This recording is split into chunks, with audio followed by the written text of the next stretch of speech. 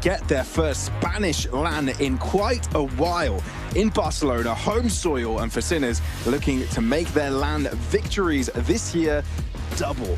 Right, going into that major, you want to feel strong, you want to feel confident with your capabilities playing up against different teams. And fun fact, these two teams are listed as number 30 and 31 in the world currently, and now we'll look to see who will be better. They haven't played up against each other this year. This is their first time they're facing up with one another, and it's in the finals of the LORGAR rankings, and we start off on Inferno. It's action time, baby. It's been more than a month since the start of the close qualifiers, but it all ends here. It's Inferno to start it off. $15,000 for the winner as well as the LORGAR Rankings Season 1 trophy. And we've got Sinners on the defense for the first 12 rounds of action. A little bit of a slower T-side pistol. Beastic with that aggressive peek into our second middle will take the head clean off the shoulders of Sasso. Indeed. Numbers advantage will favor the Sinners for now. Shock, didn't see that coming at all, Martinez. What an incredible sharp play from the get-go. He's got a very mean pit 250. I mean, that T-side pistol round on Inferno against 9 earlier today granted him a triple kill, 2 of these being one-taps. You don't want to let him get fired up, Martinez. Had his stint with 9Z for a bunch of years, leaving Movistar Riders, but now he's back with the boys. Has been for half a year. To exploit the gap they created,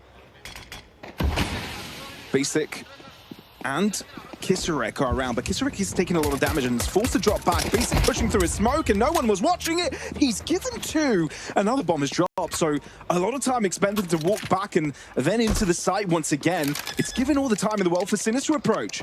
They're pushing past the smoke. They're not slowing down at all. Surprise Davigi, surprise Mopos.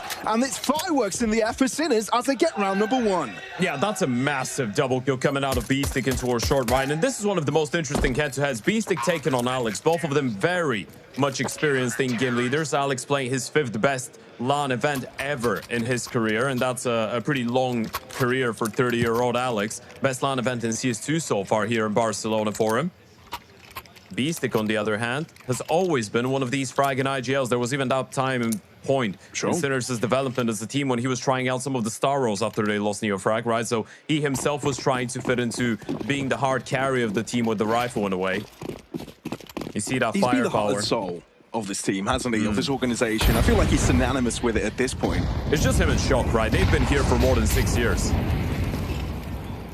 Yeah, we've seen various different iterations of this roster. They're mostly Czech-in related, but for the past while, on the international route, Modo also joining in. A change this year. Yeah, an interesting fact talking about Beastic and Shock.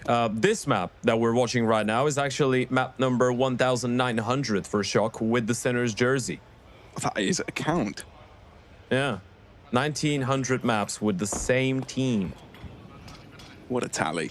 Yeah, he's got a bit of an anniversary, if we look at it that way. Yeah, closing on 1,400. Sorry? I said 1,900.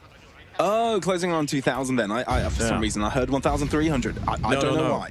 It's dyslexia. Even more. That's what it's called. 1,900, that's fine. Stressor's got a boost. They've got a 4-man setup in towards A. And it's a decent one. Not quite expecting the high ground from Shock and Stresson. Blocked off, and Gentlemates reconfigure here. Decision made to drop towards its B side might be the right choice, but Modo's on the chase. He'll be around. Gotta go a little bit quicker. You know they were running a stack, but you need to beat the Yuto here. You need to find the kills quickly. Kisarek gets one and finds cover. Repositions for the headshot on Modo. That's a help. It's beautifully clean. And Shoko is even able to join and line up some shots through the smoke. This is clean start from Sinners. Yeah, living rent-free in their heads. I mean, running a 4-man setup in towards that A-bomb side on an anti-forge spy after winning the pistol. This is straight up anti, right? This is the preparation coming out of Beastic and coming out of Beef, who was the coach. This is them saying, well, we know what you would do if you were to lose that first pistol and go for a forward spy. Especially with the lack of presence in towards Banana, they didn't really feel a lot of pressure there. You could just leave Kisarek all alone, rotate everybody else back. So it's down to the pistols for the Gentlemates. It's definitely not the same flamboyant start that they had earlier on against 9. Of course, for those of you that didn't watch that game, that was a bit of a mow down. It was a 13-6 on Ancient and a 13-5 on Inferno, but honestly, these 6 and 5 rounds are even more than probably what 9 should have gotten. It was a massive mismatch. Well, Gentlemates are closing in on the other side of the smoke. Mopus is walked out. Yeah, that's what I was thinking about. Yeah, it's a bit He's funny. going to check it. But Mopus gets there quickest on the headshot. Kisharek might be in trouble. Able to line up a shot on one. Somehow still alive. Has got to get away. And on lucky stars, that Modo is here on time to help him. Great flash. But it's a team flasher together. So Davigi affected by it at the start, but he's able to capitalize on Kisharek out into the open. Yeah, no one in towards the top of first. Modo wants to make sure he doesn't go down. They've got the defuse because they can play this one a little bit slower. No smokes, but they've got that incendiary, so they can flush out either Alex or Davigi in towards the back of New Box. This is already a great start for Gentlemates, but if they can stick the landing, it makes things brilliant. Didn't land properly. On the incendiary. And therefore, this may not be checked from Sinners completely. Alex swings, there he goes. Stressar no more. Davigi trying to create a different angle of this, but the one player has dropped, and now it's Modo trying to do with two different players simultaneously. Davigi is taken down, but Modo hasn't got a clue where Sorcel is. Fighting to appear, opens up wide, and you can see how excited Gentlemates are with that. Yeah, there was no time for the defuse, right? I mean, he probably knew he was coming in from Banana, but there was no way to flush him out. It was all about that one player in towards the back of New Box, and that was Davigi buying time. This is why Alex is the first one to play as well, by the way. Even though the molly doesn't go deep enough, he recognizes the fact that his teammate is the one with the rifle. Great work coming out of Kisarek to get that kill as he was getting run down. Lovely find by Alex, but it was all about getting that attention away. Set up Davigi for the double kill. Make sure you waste as much time as possible, and Gentlemates make it work not with the force, but with the hard buy.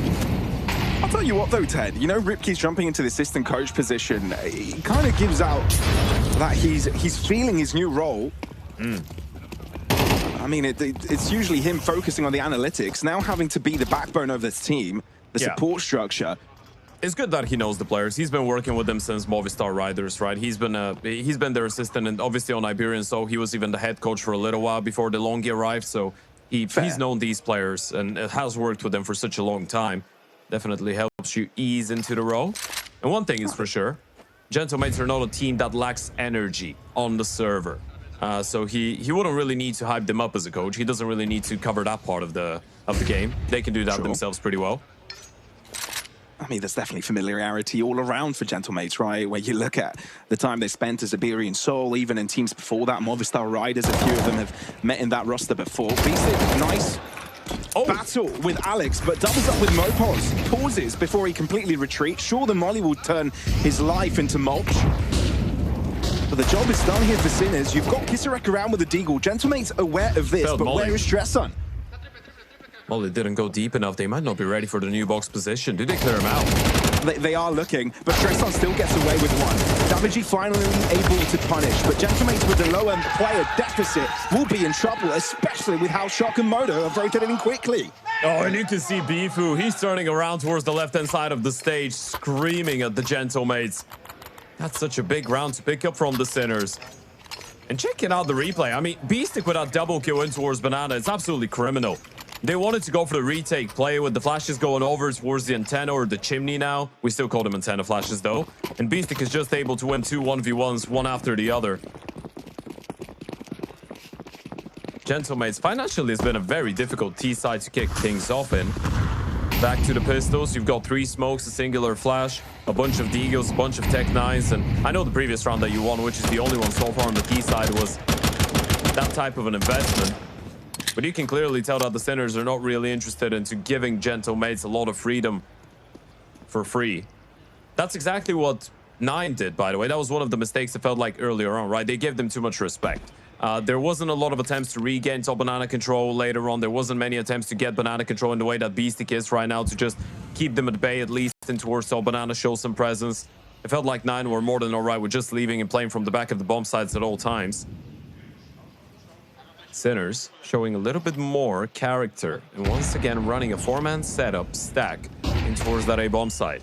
And they're not the team that really needs to have a stack right now. It's Gentlemates with that economically difficult situation that they're in. But Modo over pushes and Davigi's quick to find the headshot.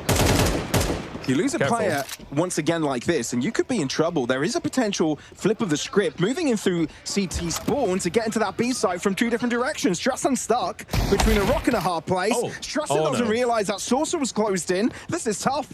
Beastic is alone. He's being check, but how much damage can he really do? 2 picks is decent.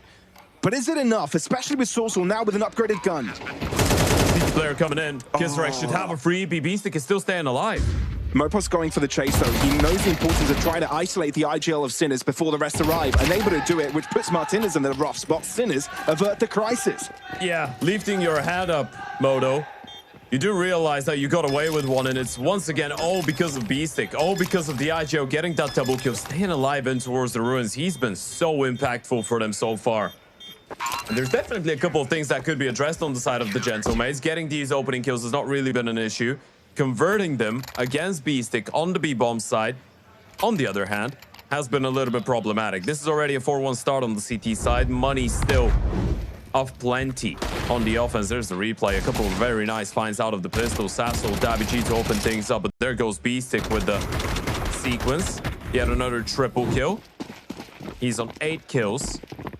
And I think that was what, 2 triple kills and 1 double kill. So these are 3 multi-kill rounds out of 4 rounds that Sinners have won. That's pretty good. And you're talking about the high fragging capabilities of Sinners' captain Beastic. He's already topping the charts on 8. Yeah, I feel like he's one of these in-game leaders that if the language barrier didn't exist maybe earlier on in his career, I think we would have seen him on an international project a lot sooner. One of the most underrated IGLs in Tier 2 Counter-Strike in Europe. Definitely one of the most capable ones. He's learned a lot alongside some of this industry's greatest, Oscar being one of them.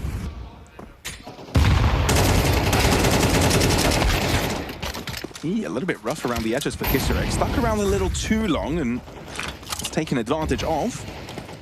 Gentlemates, you found the numbers advantage. How do you exploit it? How do the CTs react? That's the better question.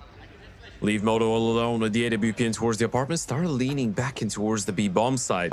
Gentlemates do love a good old B execution later on, especially when they have that man advantage. You've got a bunch of Molotovs, smoke CT, smoke ruins. You can molly first, second, or new box. Got plenty of Uto. Best case scenario for the Czechs team, they've got enough players around. The flash from Kisarek coming through, but it's Stress Sun sprayed through the smoke that does most damage. And you still don't know there's a 3rd player around. Here comes Beastic, spraying across 2. Salsel, only finding 1, but he's got a lot more to do and not much time to do it. Bullet landing to the side of the head, through one ear, out the other. Sinners on 5. They're just living in their heads rent-free right now. Look at how quickly that 3rd player starts rotating back in towards the B-bomb side. They were so ready for the execution, and they had that bonus smoke. That just throws such a massive spanner into the works for the Gentlemates. The smoke, the flash, Stressor, and getting a multi-kill, stopping the first 2 players that were supposed to go out, and then he falls back in towards CT spawn. There's 2 more players from the bomb side ready to swing and shut them down. Stressor and ends up this one with a triple. Another round, another bomb plantless. I'm not sure if we can say that actually, but yeah, round for Gentlemates. They're not even able to make it onto the bomb site. Switching up the face now. And Moto's able to read it on time. Scoped in the right position. Knows there's more players approaching, but they're also coming in from short. He's got to be cautious. Knows of this. Misses the shot. But he's got Stress on it. What a flash from Shock! Incredible! I have no idea how that worked out. I don't think Moto knows as well. I feel like after he misses that first shot onto the short player, he's just convinced he's going down. It's just one of these moments. You get a kill, you miss the second shot, you know they're rushing A with a bunch of pistols, with maybe 1 hero Galil or a couple Mac-10s. If you're an Oper, you're just accepting death at this point, right? And then out of nowhere, the saving grace comes in the form of a flashbang out of Shock's pocket. Teamwork makes the dream work. That's the definition of it. 6-1 Sinners, Gentlemates. Let's not forget, this is a grand final, but it is a best-of-3 series. And this is your map pick. These games could end very quickly, especially in MR12. It's quite easy for a map to get out of control. And they haven't really been able to deal too much damage so far. You're looking at 15 kills in total across 5 players on the side of the Gentlemates. That's over the course of 7 rounds, which is, again, quite insufficient of an amount. Average is around 2 kills per round. Unfortunately, you need 5 to win. Gentlemates closing in on Banana. Beastic the only real defensive piece. Flashed. 2. No way, Beastic! 3 players! is, all by himself. Turns out he's the only man needed.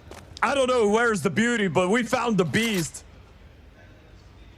He's on 12 kills and 2 deaths. Beastic with his 3rd triple kill of this map. And we've seen just 7. This is the 8th round of action. Think about Banana once again. This was a full buy. This is not a half buy. This is not a bunch of pistols running at you. This is 5 fully grown Spanish Ds running at you with utility AKs, and you mow them down like it's nothing. This was supposed to be Gentlemates' win here. This is what it looked like, at least on the minimap, right? You've got all players running down Banana, one singular CT defender.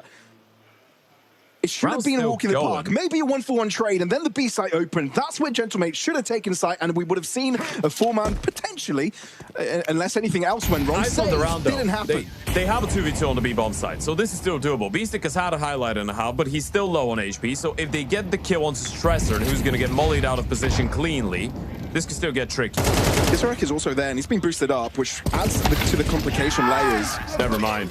And here you go. It is shut down. Beastic getting a quad piece altogether by the end of the round. When did he become a star player? That's the big question. He was a star player all along. Apparently. Look at that. And this is the difference that we were talking about. This is how the Gentlemates react. I don't know why the second jump came in from the first player, by the way. There was one jump through the smoke and then another one right on top of the box. And it allows Beastic to, I guess, get a fight against the stabilized crosshair for a little bit longer. Look at him go. Another boost, another aggressive setup in towards Banana. They don't want to let the Gentlemates get any map control. Yeah, Gentlemates aren't having fun. We were talking about the tempo-based style that they have currently, completely out of the flow. This is the definition of fighting fire with fire, right? That's what we were talking about. If you let the Gentlemates play their own game and control the map and just play that fast-paced Counter-Strike, then you're going to be in a whole lot of trouble. This is how you stop them. Just go and punch them in the face. Figuratively. On the server. In-game. Yeah. Well, first part for Mopos, that's not too bad. The only round we saw Gentlemates win was off of a weaker buy. We might be seeing the same thing again. He's finally lost the 1v1. Low HP, though, on a bunch of these players. And you do have the economical delicacy to go for something like this, even though it's usually not advised to do a 3v5 on a deep site retake. It definitely is not advised right now. All right. This is going to be a second round on the T side. Beastic finally punished for playing one of these off angles. And Shock has lost a fight to that Tech 9 of Davy, which is quite unfortunate. That AWP is probably not staying alive. Moto can try his absolute damnedest and get a bunch of exit kills to try and hold on. It's actually the T's that should be a little bit more concerned about their money. Sosa's also low. Yeah. He's coming in from behind, though, and he's made no sound. And Moto's made sound climbing on top of the box. And he's not looking at the right direction. And goodbye, Moto. Gentlemates. Looks like the rounds they will be winning, at least for now, will be weaker ones. Pistols and a hero rifle was the antidote to this one. Martinez is just laughing his ass off, by the way, and they're losing 2-7. They're having such a difficult time, and you can see how vibrant Gentlemates are being. You can definitely tell that they're having fun. Also, we had that conversation about how much it would mean for them to lift the trophy on home soil, as obviously this is a full Spanish lineup, and the finals of the LORGAR rankings that are taking place in Barcelona. The last time some of these players lifted an international, bigger scale trophy on home soil was the ESL Challenger League Valencia 2022. That was the Movistar Riders, obviously, not Gentlemates, but some of the players were the same, you know, Davigi, Alex, Mopos, and that was a 2-1 win over the Outsiders in the grand final. That was the same Outsiders that ended up winning the Rio Major. Yeah, quick shout out to LORGAR to making this all possible, with the go-to place in regards to gaming, sim racing, and streaming. Okay, go check out the banners below for nice little promotion going on as well. Nice boost. Great opening kill. This is a good way to switch up the pace a little bit. Sinners have been abusing having that top banana control. Martinez put in a good spot to get that opening over the smoke. How do you finish off the round, though? This is the big question. You get 4 or 5 rounds out of that T side, considering how much of a lackluster start you had. That would be considered a great recovery, and Moto has been left all alone. Are they full stacking the B bomb side? Moto's still here, but they've got 3 players here already. Beastic has done it again. Oh boy, and the flash helps his endeavor as well. Damage onto the second, Davide able to survive through it. Shock blocked off with the smoke, so Stressan's left isolated. Great flash and backup though. Shock is such an impactful player. Not only does it set up Stressan for success, but it helps him move out of the shadows to join in on the fight. Martinez knows there is nowhere he can go, at least not forwards, so Ops is jumping backwards, but this round isn't going to go his favor. He's still going to give this clutch a go. Moto's playing this one a little bit more passively, so if he misses the shot against Martinez on the cross, he could at least get away with a bomb plant. It's all about whether the Op hits it. Oh, it's a nice jiggle out of Martinez. Jumps to bait out the shot. Bomb's going to get planted. It's all about isolating the fights, and Moto's given him a little bit of space to work with.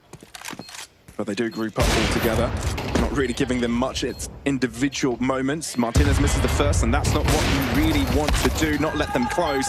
Moto closes in with a pistol as well, and Sinners cry out. A very successful CT side this has been, and it's not even over yet either. 2 more rounds left on the half, and they are already on 8. No matter what you want to call it, whether it's living in your mind's brain for you're calling circles around them, the truth is, they are being outplayed right now. They are. Sinners are just calling years, light years ahead of Gentlemates on some of these stacks. It just feels so easy to read, right? It's like every single time they're in a 4v5, they just stack B and magically Gentlemates go into them. That's how simple it feels from an outside perspective. Beastic is 14-4, Moto's 11-4, Stressan is on 8 kills, Shock as well. But it's the calling that's making such a big difference, as well as some of the multi-kills coming out of Beastic, obviously. And now, we've entered a territory where the Gentlemates desperately need those 2 last rounds. A 9-3 half would definitely put you in a very worse for wear position, and Moto started this round in towards the apartments again. That's the scary part, right? Gentlemates can have deja vus of difficult moments wherever they go. One of them is where Moto is currently holding. They've exploited no weaknesses of Sinners so far, other than the anti-ecos.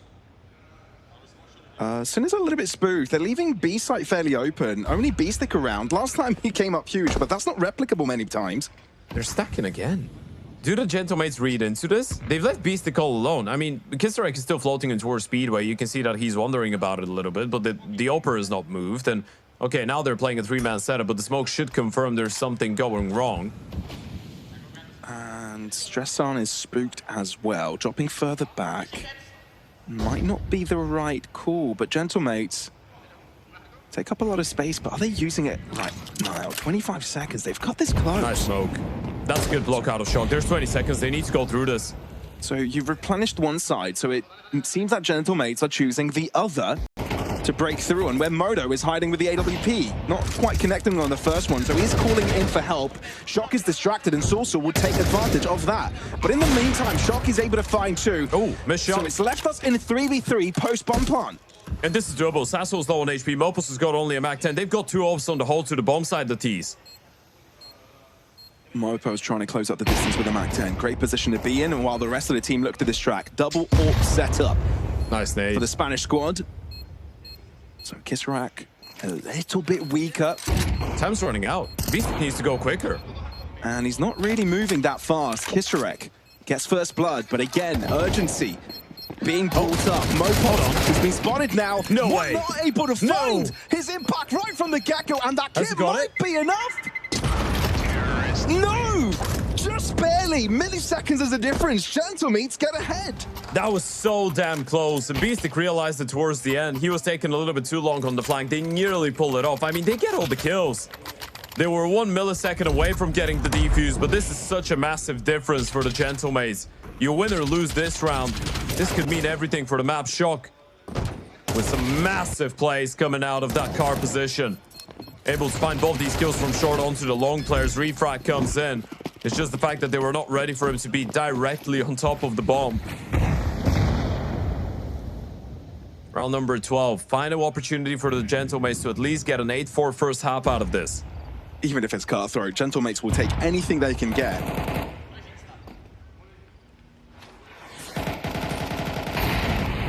Molly to get Mopos out of position, but it doesn't seem to have affected him. He's found the gap. Oh. Yeah, it's spread after the smoke faded away. He was hedging the Molotov between the line of it and the smoke, but this started burning. You might need to react a little bit quicker into Jose now.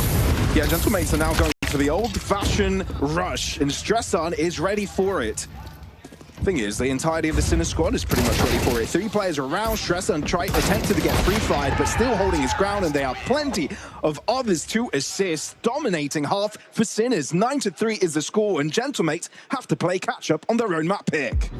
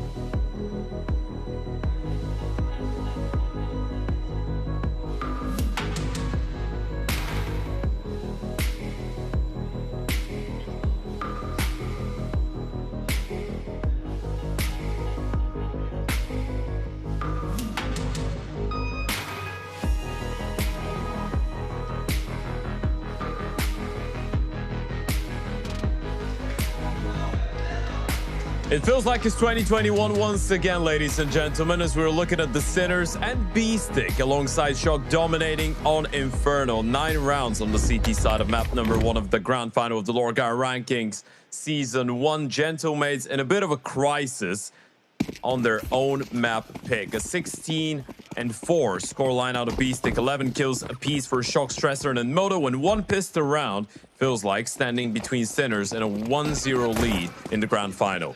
Yeah, and Sinners are playing this one quickly off the B into the B side. Triple stack for Gentlemates, going to be difficult. Kisarek first blood, Alex as well on the other corner.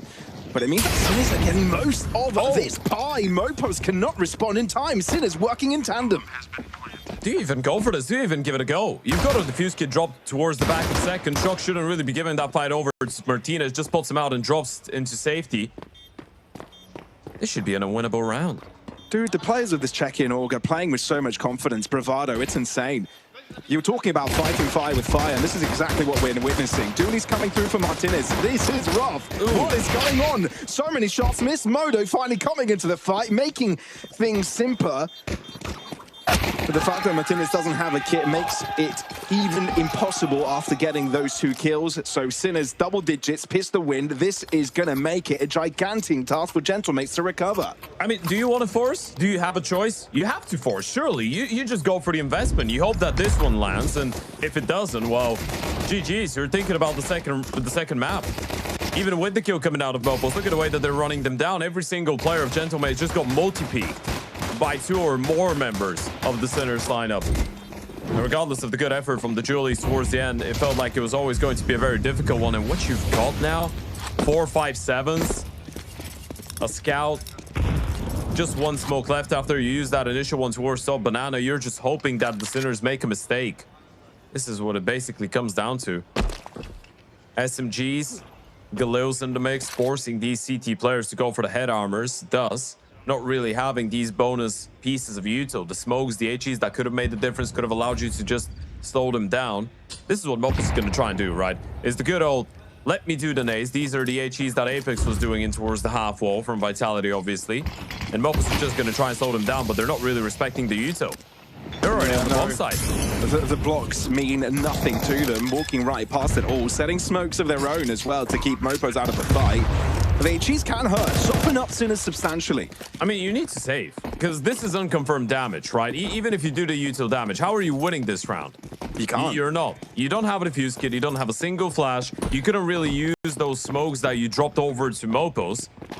He wanted to save up some of that util. He thought that the Sinners would give him a little bit more respect. The moment that the HE came through and the re-smoke comes in, they're like, wow, we know you've got a force buy. We know if you're throwing that HE on such a timing and you're just smoking without seeing anyone, there's probably a reason for that. We're just going to challenge. Call your bluff. And Shock is thinking about a little bit of a hunt. Won't be able to get anything done. That's a 5v5 end on this round. No one going down. Welcome to Inferno Counter-Strike. This is very good news for the Sinners. Gentlemates basically get to replay the previous round with a little bit more. Actually, they're going to invest even deeper.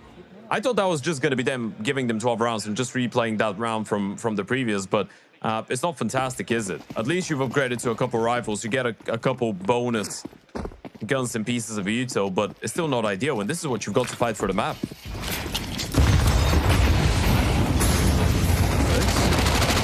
So close and personal with us. If Sinners do continue pushing up this banana, they will be in trouble given the stack from Gentlemates, but they've realized it.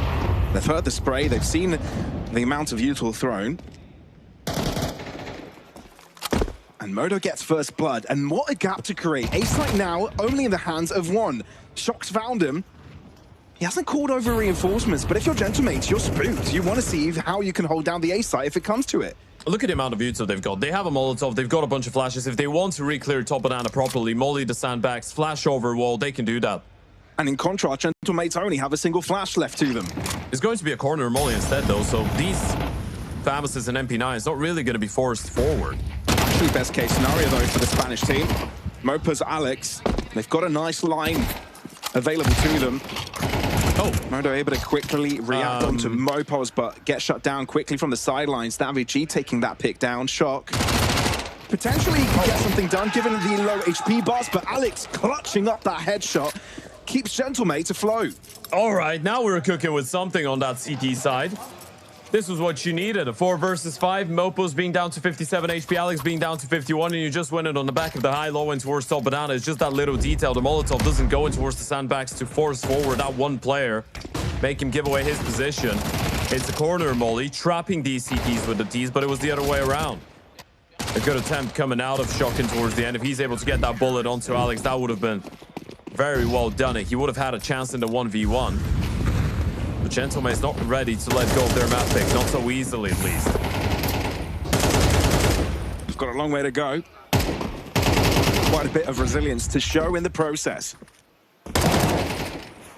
Mopos able to sniff out Kisarek there, just above the smokes exit. And with that, once more, the Gentle side will see themselves with numbers advantage as Sinners look to close in on the most inhabited site. And there goes the smoke. They've heard Martinez jump in towards long, trying to spot ahead over the smoke. Get a little bit of information, yeah. You just put a little bit of pressure in towards A. Martinez going for that jump is a bit of a giveaway that there's going to be 3 players in towards the A bomb side, unless, especially with top banana control being in there for Gentlemates, they know they're up against 2 people only.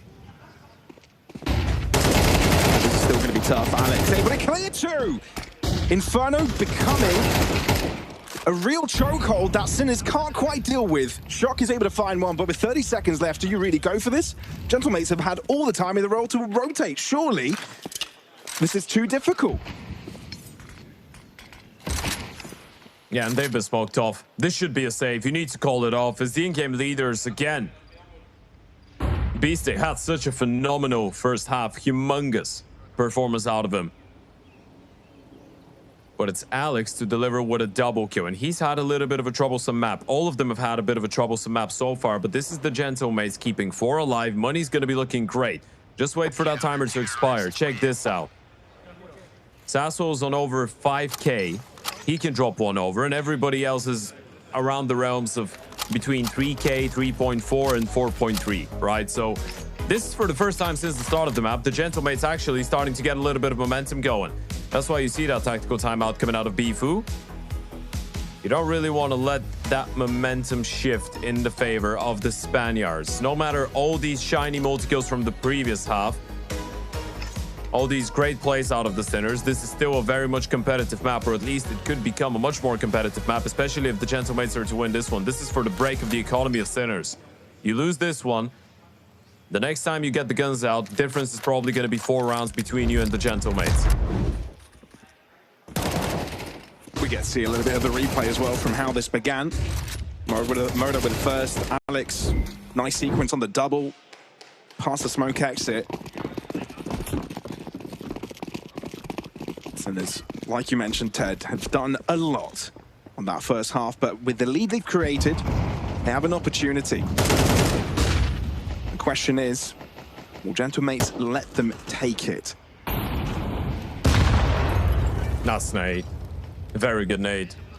That's going to start off Shock at the round with 59 HP. 95 wouldn't really be a problem.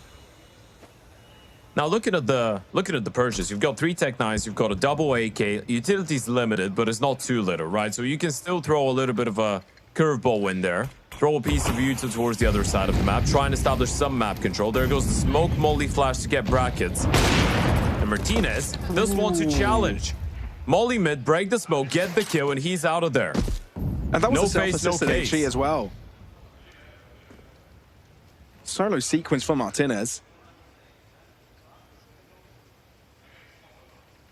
So this is making life tough for Sinners, because they did so much to take up so much control, but have to let it go as Gentlemates demand they take it themselves. They're misreading this a little bit though, right? And it's because you still have Beastic in towards top of that. And now him getting that kill would have been massive. M4 able to stabilize for at least one regardless of the shaky spray. And a stress on a 1v4, but he shouldn't be ready for the Apps player. He was trying to look for WG, but doesn't end up winning the fight. So it's not only around on the board for the Gentlemates, but it's another fairly clean one, losing only 1 player. That's it. Money keeps racking up. Rounds keep piling on top of each other. That's 3 in a row now. Money not really there for the Sinners. Economy has dwindled, Pavlos. This is becoming a much more competitive first map. This is finally looking like a grand final. Yeah, it's looking a little bit more difficult for Sinners. They haven't been able to find the answers just yet. Sure, you can consider that was a worse for wear buy. Well, Gentlemates are the ones being disruptive. Very difficult to deal with if you're Sinners. I wonder how you change up your approach, because it's just suffocating. Every one of these shots is building up your confidence, right? This is one of the old rules of LAN Counter-Strike from years ago. Every single time you die without a chance, every single time you get insta 1D'd or headshot by an OP or an AK or an M4 or whatever, you have a little bit less confidence going into the next fight, as the inner battle that every single player needs to try and deal with, and vice versa. Martinez getting these headshots with the AWP is going to start building him up a little bit, make him feel like the bullet's a bit more accurate going forward. Not too bad on Motos either. Carry out his frags even through the walls. Moto able to find just 1 shot. No success as well from that A site. Spotted, and now doubling back altogether onto his spawn. Gentlemates have done what was necessary for this one, and indeed building up that pace, building up that tempo. Ted, you were mentioning that this team is incredibly scary once they have tempo on their side, and currently there is no doubt about the fact that they do. Yeah, it's a little bit terrifying that they're so quiet as well, so controlled, right? Usually we're used to seeing the Gentlemates being all emotional, flamboyant, all over the stage. They're just taking it by storm like it's a performance, and in a way it is. They do look very composed here though, and this could be even more worrying for the Sinners, especially as the gap starts closing in. 11-7, 4 rounds as we mentioned. Another bye round for the Sinners. You win number 12 here. This is probably going to take a lot of the pressure off your shoulders. And again, in towards Banana we go. Both these teams are absolutely terrified by inhaling that early utility damage. So you can see how both the Gentlemates and the Sinners want to wait to see if their opponents are going to throw in a lot of fire in towards Banana early on. Retake it a little bit later. It's going to be the Gentlemates to hold on to top Banana for now, but Sinners looking like they want to challenge once again. Hasn't really been working out for them, that fight in towards top Banana that well so far. Oh, come on. Sinners really can't catch a break. Gentlemates, constant poke and prod. It really seems like Gentlemates are just keeping Sinners underwater. They start with 3 players in towards top Banana just to go for that one peek on the back of the break of the smoke, and then they fall back. It's so difficult to play against, and now you know you've been getting in trouble. Look at him go. Flash goes high. They want to retake it. They want to keep on fighting. There's people ready to go toe-to-toe. Mopus is alone, and he's on HP. Individually off the back of the flash, which means Sinners are given a chance. An opportunity created. Thing is, you have 35 seconds, flash out, and Beastic is ready for it. With that, you've got the advantage. You've got the numbers. Martinez is here to try and disallow it. They're still going A, or at least they're thinking about it, but Sasso hasn't really moved. This is a massive fight coming up against Shock. If Sorcerer takes down the bomb here, oh, it could have been devastating, but Moto is there just on time. Martinez sure will try and take down Beastic, but Sin is winning the round either way. I was just gonna say, this is such a cool bait if Moto started running just for Shock to be able to peek, and I think this is what happened in towards short, right? In case there was someone holding from that short angle, they wanted him to be looking in towards middle so Shock could win the fight. It was the long peek instead, and Moto was able to win the fight himself. This is such an unfortunate kill for Davi, by the way. Stressorn was fully blinded. Still able to win the fight, and Sinners finally put a 12th on the board. One more to close out this Inferno. Now that's the thing when you've given yourself such a lead at the start, Sinners. All you need is one round to pounce back, and now you're just one hop away into making your opponent's map pick yours. Isric burning up a little bit, but considering closing up the distance, you can hear the commotion even through past the flash. Man is alive. Do they know? Oh, all right. Alex spots him. Yeah, they tagged him in the smoke, so I was wondering whether they've heard him. Apparently the answer is yes. At least now you know there was a triple setup in towards Banana. Martinez in here with the big green, playing around the edge of the smoke. That triple setup changed very quickly. Now there's 3 over to the A side. Mopos gets 1, and that's your only B player. But bomb out into the open, and if you're Stressorn, you're stressing. There's the peak. Moto punished.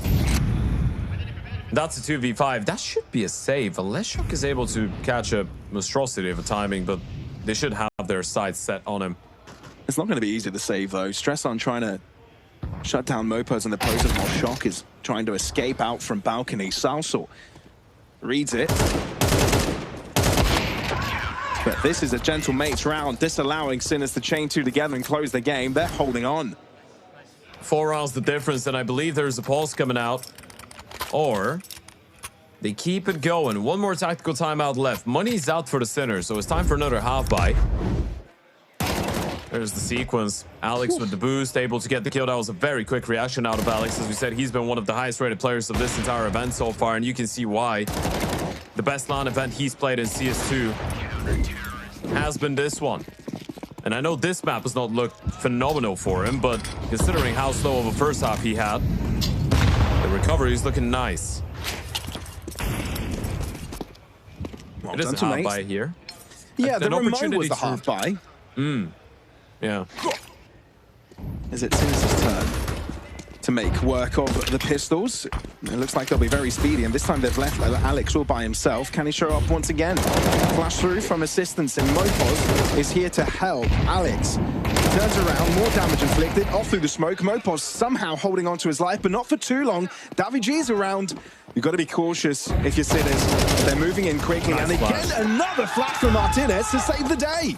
Yeah, some of these support flashes have been very good on the CT sides for both teams, right? It was Shock the first half. Now it's Martinez saving up the player towards the back of New Box, setting themselves up very nicely, clearing out the comms, making these rounds look very simple to close. And again, it's a little bit of a different story when the enemy team is up to 12 rounds, because you know one little mistake could be the end of it, but 3 rounds is not undoable. Another thing that's not undoable, all of you clicking the banner below the stream, make sure you go and check out LORGAR, because this entire event is happening because of them.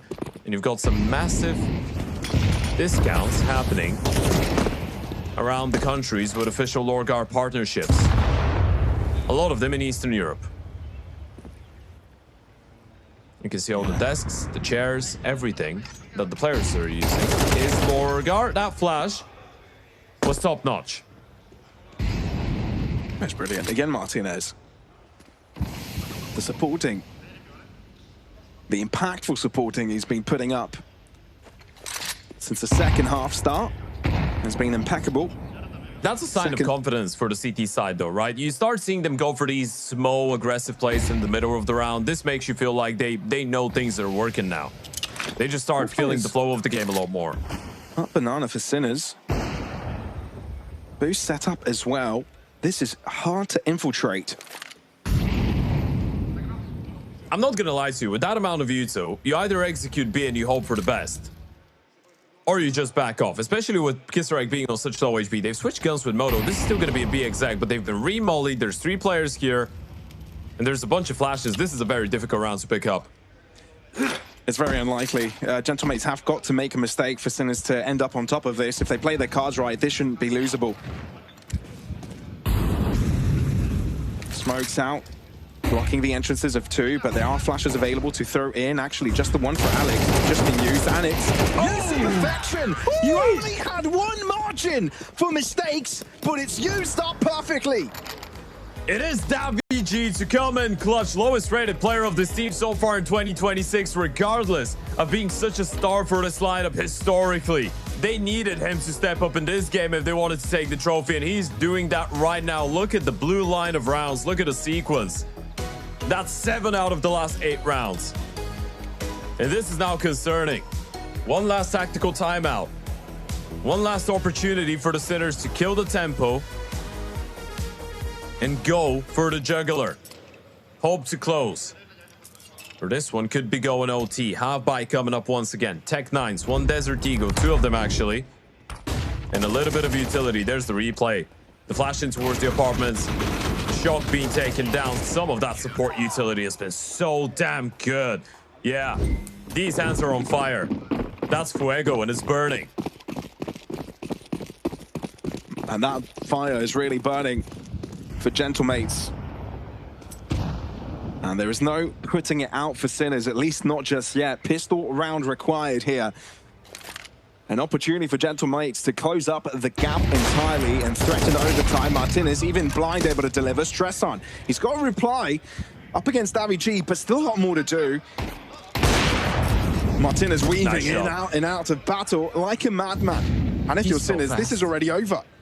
Yeah, you've got that AK. It's just going to get cleared out. Alex with another headshot on the line.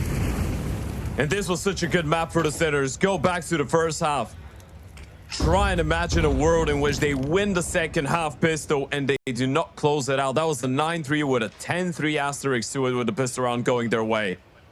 And even 11-3 actually, because you all remember that save that the Gentlemates had to go for, followed by the force buy with the famous upgrades. From an 11-3 lead into a 12-11, one last opportunity. Shock with a Digo, a 1 versus 4, and a Dream. A Dream for at least the bomb plant. He's got a smoke, but he doesn't want to give away his position, so he might try to pick up that fight. There goes the smoke into CT spawn. Tries to go for the peek before that spam comes in. Shouldn't be allowed to get away with a bomb plant. Actually, yeah, he's got it. That's bonus money. I mean, that's the most you can get out of that, to be fair, right?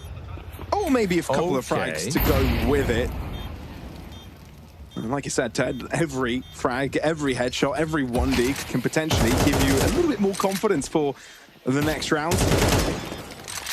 You know where Shock is, and he doesn't have that bomb planted for him, so at least he takes the AK on to the next round. 12-11, fancy that. Gentlemates really believe in this. They have an opportunity to win a grand final, a LAN title on home turf, and they're not going to let it go that simply. Yeah, and you really thought the Spanish team would let go of their map. You really thought the Spanish team would give up in Barcelona, regardless of being down With such a long, deficit. Yeah, some of these reactions are starting to be quite telling of what the feelings are like on the side of the Sinners. One last opportunity, and it might be a switch of pace, might be a switch of approach. 4 players starting in towards top middle. Bomb still dropped in towards Moto. Ooh, and he's playing this one very aggressively. Alex has lost a lot of health in the process. Sinners holding back. A bit more effort being put in towards controlling that A bomb side at the start, right? We've seen some of these small aggressive plays from the CTs in towards the apartments, in towards the boiler. So now you've got a bunch of players, a little bit of you, so we want to push them away from the brackets early on, and that nade has missed the mark. Purple's going to be so impactful from that position. If Sinners try and go for the A site here, he can just jump in out of nowhere and interrupt the player rotating. The bomb's around, right? So wherever you do, he'll have impact. Even if they move up banana, he can be a nasty surprise. Yeah, that was just a ruse though, right? They still want to go back B. The bomb is still dropped in towards the T ramp, and Mopus is all alone here. If they clear him out, that could be a free bomb site. Oh dear. Oh God. What? He tried to play for trigger discipline. He had a chance to trade out his life at least, but Kisarek watches it, takes him down. Sinners now with numbers, 40 seconds on the clock. What's the decision? Going back, Martinez is in here with the AWP though. He's not really moved away, and neither has Sasso. Oh my God. He's just hiding. They're trying to be sneaky. Smoked off, shock, in chaos, in panic, taken down without fight back. Gotta go. 30 seconds. Gentlemates have got the right read. 3 players lying in wait for the defense. Martinez closing up close. Mona can't close out on the distance. Kisarek tries to make it work, but Gentlemates make the unfathomable fathomable. Overtime found. Comeback denied. It's the Spanish Fiesta. Welcome to Barcelona, Sinners. You thought it was going to be an easy map, didn't you? It was such a good first half, such a good start to the second half. But it's the Fuego blood, baby. It never goes off. They've come back all the way. That CT side is not ready to give up. Martinez has had one hell of a recovery throughout the map. It's not just him. It's Davi G as well. It's Alex. It's Sasso. It's Mopos. Such an equal kill distribution for both these teams. Moto, the only one to have reached 20 frags, but we go again. It's crazy how this game flipped on its head so quickly. How the pace, how the confidence changed, the roles switched. Gentlemate still on the CT side, and this is where they took the stand previously, and they look to want to do it again, even OT. That's why we were talking about momentum, right? I know it's the biggest cliche in Counter-Strike probably to say a team is momentum-based, but there's the biggest example, the best example right in front of our very eyes. Spanish players, Spanish LAN, and this is the most momentum we've ever seen from them in a tournament. 2-0 every series up until the final. Sinners try to break that streak at the start of the half. 9-3, like you previously mentioned. 11-3 at some point after the pistol and the follow-up. But sometimes the cookie crumbles in mysterious ways, and Gentlemates are able to crumble it. And the way they plays, biggest piece falls in their lap. Yeah, and sometimes when the cookie crumbles, there isn't a piece of paper with some good fortune in there. There's a cockroach. That's exactly what they found there. Sinners fortune cookie, I imagine. Ugh. Ugh. Yeah, and apparently they're not really big fans of cockroaches. No, they can be sources of protein though. So let's see if Sinners can make a glass half empty look half full. Because really, technically, they're still in this to win this. But Gentlemates are completely shutting them down time and time again, and this one will be no different. Martinez has just turned into prime device in towards that A bomb side on Inferno, by the way. Every single time you go towards him, he's stuck on the bomb side, he gets a triple kill. You just stop going there. He's starting every single buy round up to in towards the apartments, hits the first shot, jumps back short, gets another one, goes backside, gets a couple more. It's like you're watching the same round on a replay, and Martinez is absolutely loving life right now.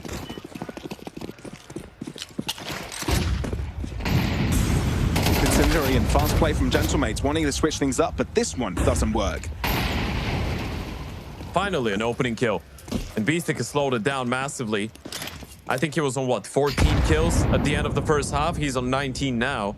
Obviously, he's the IGL, so you're not really looking at him for firepower output usually. But it's been a very difficult game to get back into. It's him and Kisarek being the aggressive elements. It hasn't really been all that fun for the pole trying to get these man advantage situations, but now they've got one. And look at the Gentlemates. They've just left the B bomb site with a top banana smoke. And Sinners are playing right into their hand. Oh, this is terrifying. It's so damn scary. They've even been smoked off. They're trying to make it look like it's a normal setup. They've got all 4 players here. And welcome to the trap. Kisarek able to find one, though. You know Martinez is on one side, so trying to spook him off that corner is something you're trying to do. Alex pushes right past the smoke and sees the chance to find a double kill. No. Surprise, surprise, Sinners. Once again, thrown into the yet. blender, turned into pieces. And Kisarek even denied the delicacy of putting the bomb into the ground. This is a murder house, and Gentlemates fully in control. Someone go back to the first half when Sinners were going for all the stacks, when they were so accurate. Always babysitting the correct bomb site. And now play them this round in overtime. A 4v5, and you've got all 4 players in here. Look at that play out of Alex. Through the smoke goes Diageo, mowing them down from the sidelines. And that's another multi-kill coming out of the AWP of Martinez. We're just counting at this point. He's on 21 and 18. He's surpassed Moto. If you're Sinners, you at least want to have one on this T side. Sure, the CT favored you quite a bit before, but Gentlemates are in a different type of pace. You still don't want to give him 15-12. Absolutely not. You get 3 chances to close it out for Gentlemates. Not a situation the Czech kid would want to be in. Oh, really? And also now the momentum is a lot different. The situation is much different. Gentlemates feel like they're in control. Big nade. Massive. They know where both players are, right? This is the asterisk, right? Because both of them threw HEs. So you know Muppos was on the bomb side. You've heard him drop, and you know the other one is in CT spawn, but they still have a little bit of utility to delay. Quiet approach, but Mopos swings and he is ready for it. They have a Molotov and a smoke and a player in towards CT spawn, and Mopos just swings from the bomb side like that. If he goes down, they're in big trouble. Boost. Trying some extravagance to create something out of nothing. There are some HE replies back. Kisarek off the drop, realizes where Mopos is, pre-fires it, and now Sinners with a chance. Sights open. He smoked off the rest of the CTs, mollied off into Temple, but these sprays are brutal, and Alex has yet to be tested. What impact has this man had in the second half? But he needs a little bit more. Shock. Holding down the line, and that is spicy. And Stress on closing in the distance of the backstab. That's exactly what Sinners needed. Salso, a 1v3 required to keep Gentlemates on 15. They think he's coming in from Banana, though. He's going to get a freebie on Stressor. And the big question is, how much of a chance do you have in that 1v2 clutch now that they know where you're coming from? 2 pairs of eyes will be looking in this direction, but instead of taking the fight to him, they will be hiding. He's got the YouTube. He can force one of them out of position. Difficult. Molly. Flushing out Shock, but he has taken matters into his own hands. Around 1 by Sinners, a lifeline now by Shock. Will this be enough to get the check-in team back on track? Oh, I hope Shock is getting fired up after this one. Look at some of the shots from the AK. It's been such a long time, and Beastic's looking devastated. Big kill through the smoke coming out of Kisarek. Spamming out of Davy G. Look at the last one. Look at that one tap out of Shock, and the 3rd kill as well from the back of Triple. Baby says the Molotov goes out. It was another one tap. Sinners give themselves somewhat of a silver lining going into that second half. Back to the CT side, back to where they were so dominant in regulation. Can they find the headspace they were in before? There was a good plan in shutting down Gentlemates' early aggression. They pretty much fought fire with fire. Very destructive. 4-man setup in towards A. Once again, from the very beginning, right? They've left Beastic all alone with the Utah. We saw so many of these rounds in regulation, but again, Gentlemates might be running right into it. The confidence to call something like this an OT. Beastic. It takes a lot of balls to do this. Oh, felt the molly. That was supposed to go on top of the boost. Shock is still burning up a little bit, and Martinez can hear it. So they know where to pre-fire, but Strasser needs to play anti-flash to help out. Indeed, capable of the one, but needs to take care of more spots out. Big two. Kill. Crossing out through mid and apartments both. Modo now spots out one, but doesn't go ahead of the curve to try and shoot. Martinez on the angle. Modo now to reposition. He needs to step up, and Kisrak is there to deliver. Nice flick from Modo. And Sinners now look comfortable. They look clean, but Alex not going to make this easy. The two captains IGL. facing up against each other. He's low. Alex needs to move away from the bomb side, needs to find a comfortable angle, but he's planted the bomb default and gone towards the back of the side. Beastic might not be ready for this. Can he read this? There's Alex no way. has provided an early warning system with the HE thrown in. Beastic doesn't have a defuse kit? Oh no, he's got one. He's found one on the ground, so this makes it a little bit more doable. Alex on low HP, but the timing, the fact that he's hiding out, so scary. Beastic realizes it. He cleared everything out, and by process of elimination, figured out where his opponent is. Sinners square things up. That was terrifying, because if you start thinking about the apartments, you might get into your own head and be like, well, he's definitely gone up apartments, and he's coming behind me from boiler, right? It's not a bad play out of Alex, especially on low HP. You're just putting your money into the basket of him not anticipating you towards the back of the bomb site. Check the replay out. Great shots coming out of Martinez. Modo pulling in a very good shift in towards the A-bomb side with a massive pickup from Kisrak in the middle of it all. And a good attempt from Alex in the 1v3, but it's Beastic to deny once again. We're tied up. And now pressure all on Gentlemates. The T side truly was a struggle. What is the solution? What is the answer? It was the weaker buys, the pistols, the forces, where Gentlemates found success as the aggressors. Now, only 4 buys left, which is a crazy thing to say as if it's a negative. Opers here. We've not seen Modo in towards the B bomb side in a very long time. Might actually be the first time he started B. Curveball. Nice flash. Flashed off the angle though. Gentlemates know there are at least 2 players lying in wait on B. That is some information. And with Gentlemates moving aggressively into apartments too, are gaining a lay of the lands. A substantial one at that. If Sasso's teammates make contact long, he might get a free deal on Strasser. Yeah, he moves back a little bit. He was setting up for a fight. So Shark able to molly apartment, so it's not going to be a quick flood from it, but it will quickly deplete. Now 2 players in pit, can they work off of each other? Shock shut down. Kisarek hoping to be a distraction, a little bit, at least. Hope that they won't account for him, hoping that 2 players will be kept unawares, but that's not the case. Can only find the one. And Sinners left with 2 will have to see Gentlemates enter map point. It's just that little detail, right? It's the lack of awareness from that long player. Strasser is setting up for a fight, then he gets shot from the back. He was not ready for the peek out of apartments. It's the fact that he sees his teammates there. It's a bit of a moment of miscommunication, but these are the things that could happen in high pressure moments. It's such a silly way to go down, but this is what it looks like. It's a grand final. It's an overtime on the first map. The pressure is through the rooftop, and that 1 kill allows them to get in towards the bomb side. That 1 kill allows the Gentlemates to go up long, isolate the fights. It just entraps those 2 players in towards under the balcony. It was always going to be a very difficult hold for the Sinners, and Gentlemates get another opportunity to run away with this. Actually, I say another. This is their first map point. Sinners were the ones with all the chances in regulation. Gentlemates have come back so far to try and get that 1 round to close out their map pick of Inferno. I'll tell you what though, Ted, this is the first time we're seeing both teams being at least a little bit influential on their opponents' CT side. It's making this look like a very close game. It's a mid-push out. Quite streaky earlier, and Sinners playing this one very aggressive. And it's paying off because Martinez caught out into the wide. Oh! Shock! He saved the day once before, and he might be doing it again. Just go again.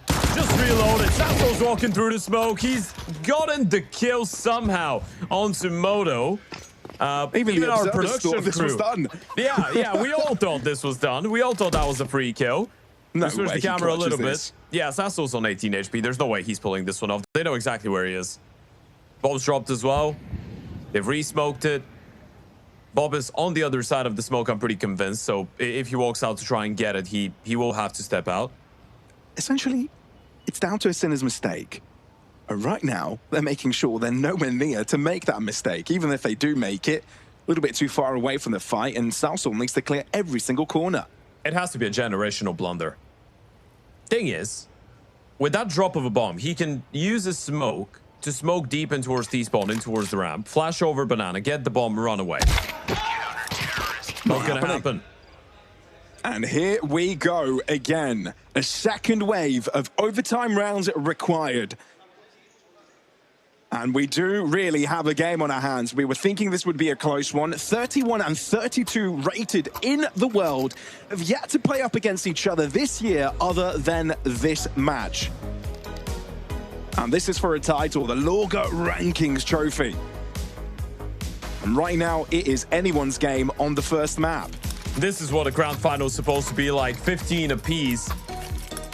And another tactical timeout. Of course, both these coaches getting an extra opportunity to talk to their players as we go into more overtimes. Another heads up for every single one of you in the chat. Discover all of the special offers coming out of LORGAR. There's up to 40% of discount only from chosen partners during the LORGAR Rankings, which is final day today. So one last opportunity. You've got gaming PCs, you've got racing cockpits, you've got a lot of cool stuff. Chairs, tables, desks, such as the ones that we gave away just before the start of the grand final. And there you have it. We go again. OT number 2. Sinners once again starting things off on the CT side. A lot of pace behind this one for the Gentlemates. Very fast pace, Kisarek. His toes getting burned up a little bit. But there is some backup around. Beastic first blood. There is answer back from Gentlemates. But long story short, it's Sinners on top on Banana. 5 HP. You know he's there. He's jiggle peeking, but that barrel is fully visible. Yeah, it didn't really matter. He was low. Did it. AWP in the 1v1. Bertina's not able to connect onto the flick. Goes down straight away. It's a triple kill for Kisarek. And once again, the tables have turned in favor of the Sinners. It really helps being on the CT side, you must say.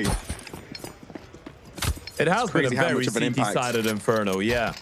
I think over the course of the last couple of days, we've seen a bit of a shift in a lot of tournaments. Obviously here at the LORGAR Rankings as well, but there seems to be a lot of issues when it comes down to teams putting up consecutive and I guess solid T-side performances on a lot of the maps, bar Anubis.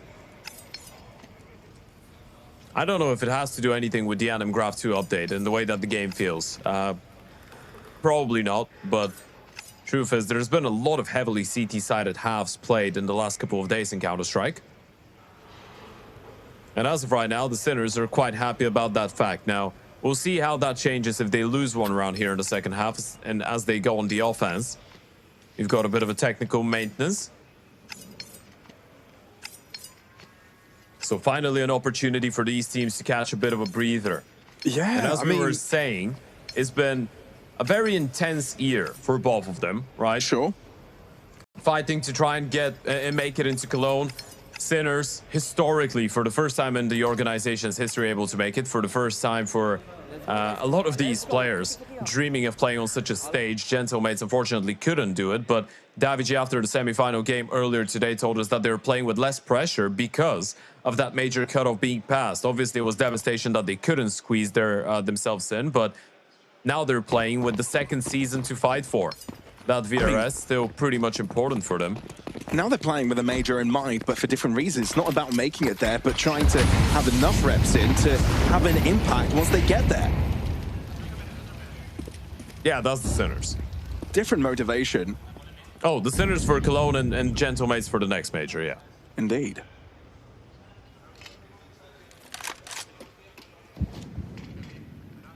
So now, into the breach we enter again, my dear friends. Rest in peace. Historical British Orc. Yep. We'll always miss you, ITB. I had to think there for a second. My mind was buffering. No, yeah, that's what I meant. I saw your face. Bomb still in towards that banana area. So this is just throwing a little bit of caution into the win here for the Gentlemates. One player might be left here to cut off rotations later on. Flash is good. Kisarek forced away. And into the Molotov he goes. Burn to a crisp. B's open. Wide open. It is. But Gentlemates don't quite know of this. They send a couple of smokes and a flash. A lot of movement made. Mopos nearby, but it's Martinez's shot. As soon as Shock swings to take care of things, and with that, Gentlemates should be able to equalize without an issue. Sinners, you'd be crazy to try and retake. Yeah, this is a little bit wild, right? I mean, they do have enough money to go for reinvestment in the next one. It's going to be the final one of OT, but I guess at this point, it's all about Beastic holding on to an AK, which he wouldn't be able to purchase either way. And you just know a 3 versus 5 like this is absolutely unwinnable, but the Gentlemates have leveled things up. And if we're going off by what the trend has been so far, 1 T round puts you in a very good position to potentially run away with the game in the second half. If you get 2 on them, or on it, well, we've not really seen that happen. That would put the Sinners in a very difficult spot. Well, talking of Mopos here, shout out to Stiko for providing the statistic. Interesting stat, Mopos is currently at the bottom of the scoreboard for me, but he has the highest ADR on the server. All right. Okay. Shout out Stiko one time. This is interesting. A lot of it might have to do with the util damage. That would be lovely if we can get a follow-up from Stiko on that one, actually. Also, yeah, in terms of the opening kills, Mopos has been delivering a lot of impact on this map. As of right now, 8 into an openings. Martinez 4 and 1. On the other side, Kisarek 3 and 9. It's been very difficult for the Sinners to get openers. Beastic 5 and 4. Been doing the majority of the heavy lifting for them, but Mopos has definitely been outclassing Kisarek when it comes down to these initial fights. But yeah, I wonder if a lot of that has to do with the utility damage. Although it doesn't really feel like there's been a destruction, but Mopos did have a couple very good rounds in towards the B-bomb side on the CT side with the nades.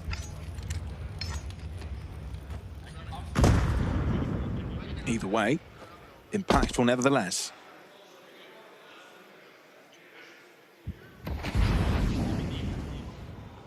A little bit quiet, and it's getting eerie for Sinners. They've made the call to overwhelm the A-side defense, but it's the B-side that may be tested. Modo, is he calling for help yet?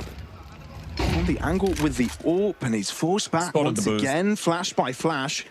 A few meters back at a time, delivers with the first shot, and Gentlemates are spooked. Onto the A-side they go, but Sinners moving away. This is still the weaker side. They were very dedicated to selling the fake, right? This is why Alex tries to run him down, and now with the motor smoke, they're going to be able to isolate both Shock and Stress Arm. Great flash from Salso. Shock will be definitely impacted by it. Stress Arm shuts down. Everyone from Sinners falling like flies. Whacked off the air, into the ground, spat, and Gentlemates have the lead. Even the gap in the smoke going against them here, Sinners. Gentlemates are just turning everything around. The barrage of flashbacks and Martinez standing in the middle of nowhere, ready to close this one out. We were talking about the double possibility of an overtime T-side success for the Gentlemates. What about that, Sinners? The ball is on your side of the court. Now you need to do better, or this one could be ending. And we just got the update from Stiko about the util damage, and Pablos, as we were suspecting, Mopos has got 580 utility damage. Seems like more than all of Sinners combined,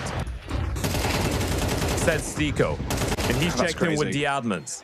So shout out to everyone over at Barcelona, but as we suspected, it is the CT side damage coming out of Mopos, and T side damage with the utility in towards Banana. He's been a demon.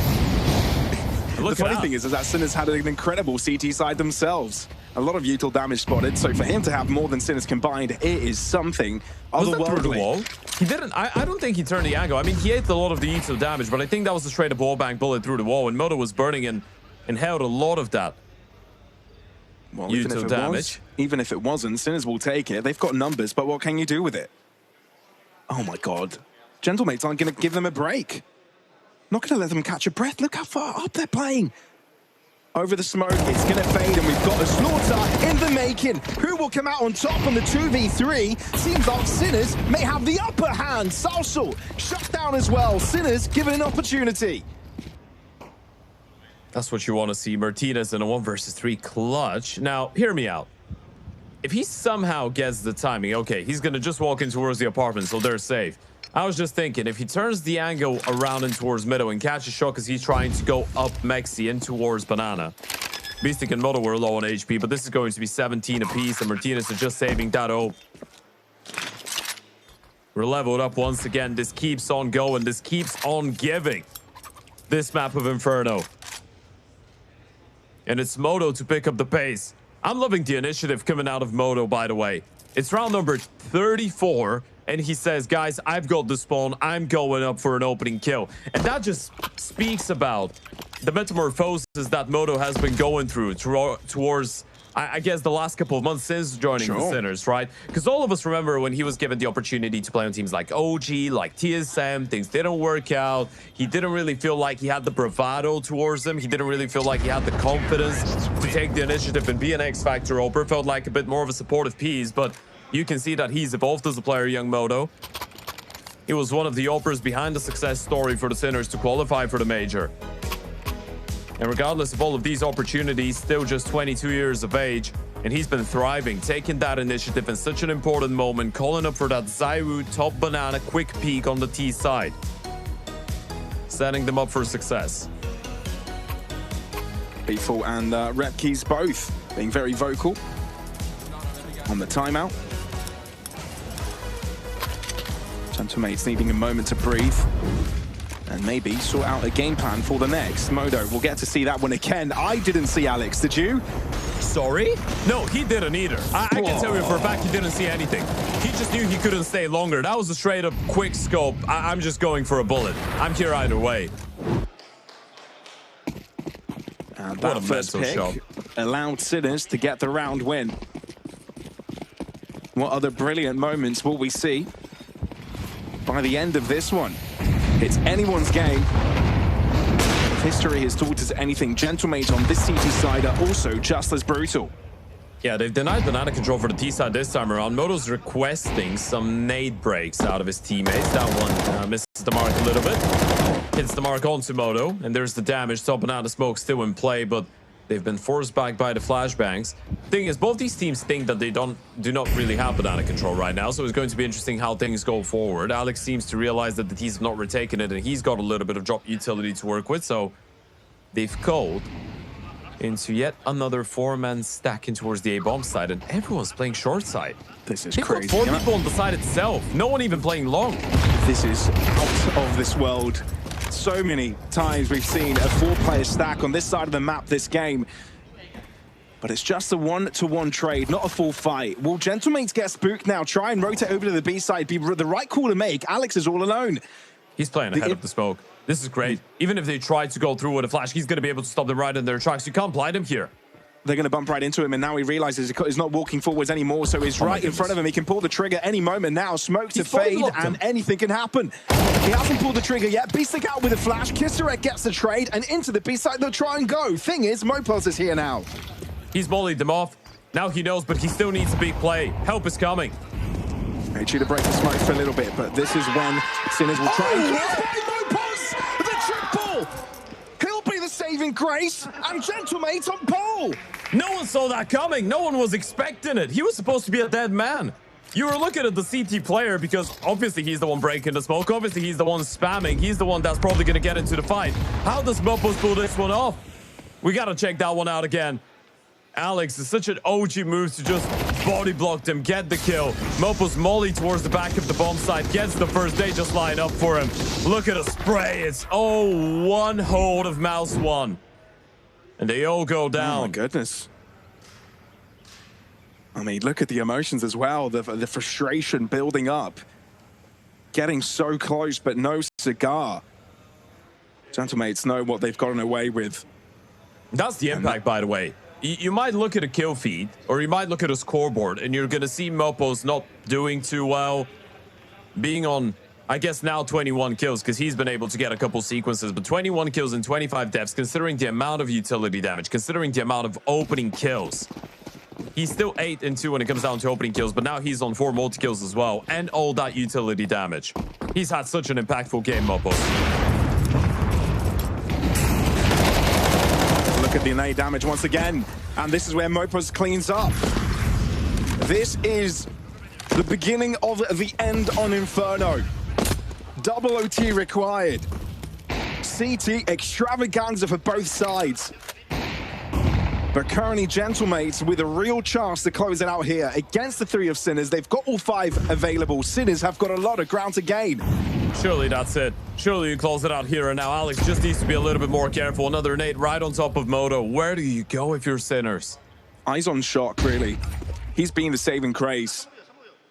They need He's him. been the player that's gotten Sinners out of so many difficult situations. But it's Moto with first blood, but receives a nade to the face. That will be a trade. But if you're Sinners, you need a little bit more than that. He's rotated And of course, it's Mobiles. It's always Mopos. Day in, day out, any way possible. He's done some damage, but he's gotten shut down. Maybe there's an avenue into the B site. Yeah, they know he's a B player, so now you're running it back. But here lies Martinez with the AWP. They've not spotted him out. He's connected to one. And Shock being low means that he's just a pistol shot away, or a bullet to the heart away from giving Gentlemates the Inferno win. Roll your minds to the end of the first half, post the pistol of the second and the follow-up. It was 11-3.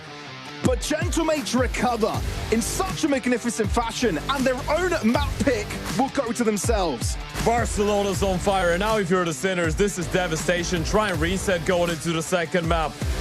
Classico in Barcelona. Gentlemates being down 3-11 on their own map pick. A sensational comeback on the CT side indeed, and then a double OT affair to close it out. We had some very good performances out of people like Martinez, like Mopos, like Davy. On the other hand, Moto, Beastic, even though he did slow down towards the end, the captain of Sinners, with a great performance. But now we move into the map pick of Sinners, and we had that conversation before the start of the first map, Pablos, but that was such a long time ago. Sinners have lost 3 out of their last 4 Mirages. So this is a bit of a curveball into the veto. Time to figure out whether it works or the Gentlemates close it out in 2. Well, both teams heated up to get into the server quickly. We've jumped right into the action with Sinners lined up and towards the A site. Alex and Davy both are able to get this one done and dusted. Play, can you miss it? This round is over. How fast was that? That's a great mold out. I mean, how fast was that? Probably the answer is, as a lot of the previous rounds on the CT side on Inferno. And this is the Gentlemates now starting on the defense individually. It could be very difficult for Sinners to get into this map if Gentlemates get going early on, right? This first map, this is a grand final, so the logic goes out the window at times, especially when both teams are on basically the same level on some of the maps. But after such an exhausting map one, it could be a little bit difficult to get into this one fresh, unless you've won it. Martinez and Davy with a double, eco round coming out, so this one should be a pretty protocol 2-0 for the Gentlemates. It should be. Bring back the discussion damage continues, by the way, sorry to cut you off. Yeah, you were talking a little bit about how similar level these two teams are on specific maps, and I'd argue they're pretty similar level generally across the ecosystem in Counter-Strike, right? Currently rated 31 and 32 in the world on the Valve rankings, that is, with VRS points. They both won a tier 2 LAN already this year, which is a pretty good result. They've had some decent results as well across online tournaments, but they've never played up against each other. So we've never really figured out how they stuck up against each other, at least this year, right? You know, who is better? And right now we get to realize it on real time, on a grand final. Where else would you have it? In Barcelona, Gentlemates on home ground. All right. We have some more information out of Stiko, by the way. So apparently he had the opportunity to talk to Bifu, the coach of Sinners. So the comeback happened mainly because losing openers towards extremities. Lurkers just died in Abs or Banana, and coach, despite pauses, couldn't find answers, is what we got. But for Mirage, he said they 100% need to play buddy system more, be more tradable because it cost them first map, to be honest. And Martinez is not allowing them to do so with the AWP, neither is Davy. So talk about being tradable in buddy systems. That hasn't been the case for Sinners this round. 2 isolated picks, Gentlemates take over. And if you're Sinners, you're lacking 2. So we're seeing a little bit more of the same being repeated. One by one, the Sinners fall, and Gentlemates make quick work of it. Moto That's a nice find onto Martinez. He knows about that, but he's just going to get shot from behind, even if he does find that second headshot. So it's a good effort to at least try and keep the economy honest for the gentlemates out of Moto. It's a nice follow-up, but the terrifying part comes in from how easy these first couple of rounds look for the gentlemates, how easy the first 4 kills were. Martinez just starts it off in towards the ticket. They try and capitalize on a bit of a gap. AWP posted. You're going to see it on the replay as well. Opening kill, no flash for Beastic. Not a lot of util for the T's in that first buy round. Prioritizing these AKs in the arsenal. Maybe not being ready for the ult to be out in action that early on. Well, now they know it's there.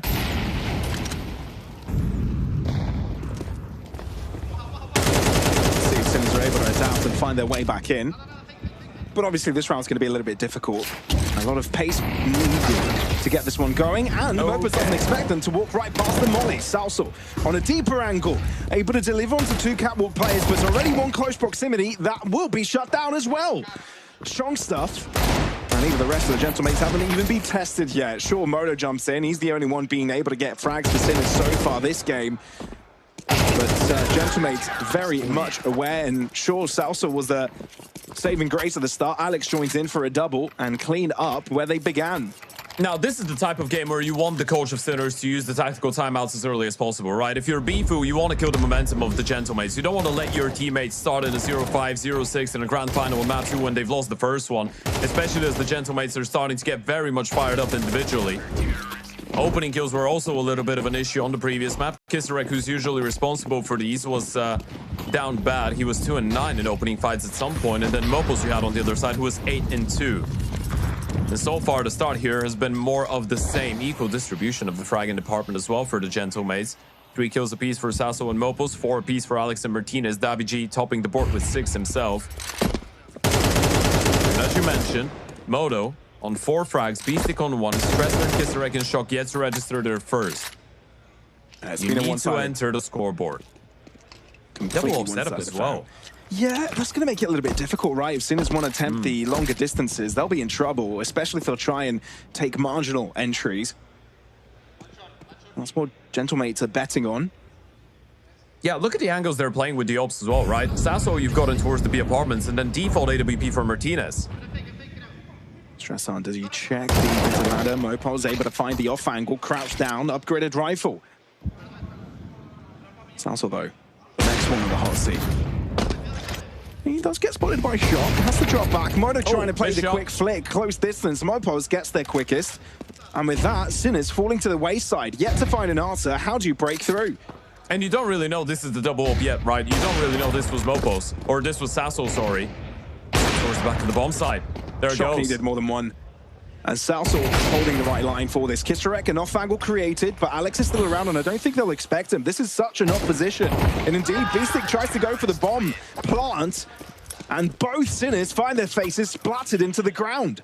Yeah, if it wasn't time for a tactical timeout before the previous buy round, now definitely you go for one. There it goes. This is starting to get very much terrifying for the Sinners. You run into the second buy round, it's double op setup. That AWP of Sasso able to find some impact. Now that that's been given away, they're going to just upgrade to the M4. This was a lovely play out of Mopos into short as well. Turning around, taking care of the AWP. And you can see how disappointed Moto is. He had a great performance on map 1. Unfortunately, not enough to close. And no one was ready for Alex towards the back of the bomb site. Very rapid, quick reactions and rotations coming out of the gentlemates. And it's the same conversation we had on the previous map. MR12, when the team on the CT side gets going, it's very easy to lose track of time and not realize when you've lost chances to be competitive. Now, the first map has taught us that you should never think a game is over until it is. This is a little bit different. Of course, best of 3 GG. That's bo3.gg with daily CS news, exclusive interviews, CS stats, and rumors and leaks is also up there for you to check out, folks. Click the banner below the stream. Go and enjoy some CS content as Martinez will be enjoying these eco kills or not. Not really. Not enjoying it at all. Just Sinners off the timeout, have got themselves a weaker buy, still able to get themselves on side with the bomb plant, but in a matter of seconds, this round is turned on its head again. Great response for gentlemates. Thing is, can they close it all out? Or Kisarek and Shock buddy up together. Thing is, Shock hasn't found an upgraded rifle, and that could hurt him, especially on the fight back on recon. Shock wins it. Close distance with Alex, but trying to play the one-on-one. It doesn't quite get there. Low HP on Kisarek, but it's enough for him to survive. That was another very scrappy fight, by the way. They were just tapping bullets, both of them low on HP, no one connecting. Kisarek able to clutch it up. Sinners put their first board, or first round on the board, on a half buy. No and way, Gentlemates are still having fun, by the way. They're still laughing this one off. You know what this reminds me of, right? Roll your mind back to Inferno the first half. It was just a mow down from Sinners. Their CT side looked great. How did Gentlemates break through the cracks occasionally? Off of the weaker buys, off of pistols, off of quick explosion plays. We see this again, but the roles very much changed. Yeah, money situation is not as solid for the CT side. Also, without opening kill out of Stressor and in towards middle and Martinez going down, they are running that double up setup once again, but Sasso's been spotted out. If you lose this round on the side of the Gentlemates, you're in financial ruins, which could help the Sinners come back into that first half a lot earlier. So, They still want to pick up that double up. Gentlemate's trying to push outside of a ramp, and they'll realize quickly no one is around. It's not quite the deep push, so that information not given so quickly. Sinners, apartments push. This is the weakest of the sides. Yeah, they want to try and abuse the upper. Sassol's in a very difficult position. How much can you do here, Salsol? You can hear the noise coming in from apartments, realizes the cross in. Shock is mighty fast on the reactions. Yeah, that's a save. This was the main idea, right? This is why Alex picks up the AWP from window. He's like, we're going to stack A. We've left you with the AWP in towards the B bomb side. If you're able to fend them off and somehow have the highlight of a lifetime, sure, we can explore this possibility of a retake, but now we can at least hold on to one of these big greens for Martinez for the next round. Sinners hitting hard. Stressor, Shock, opening things up and going for a little bit of a hunt. Now, you don't want to see the Sinners generally overextending in a hunt like this because their money is not as solid yet either.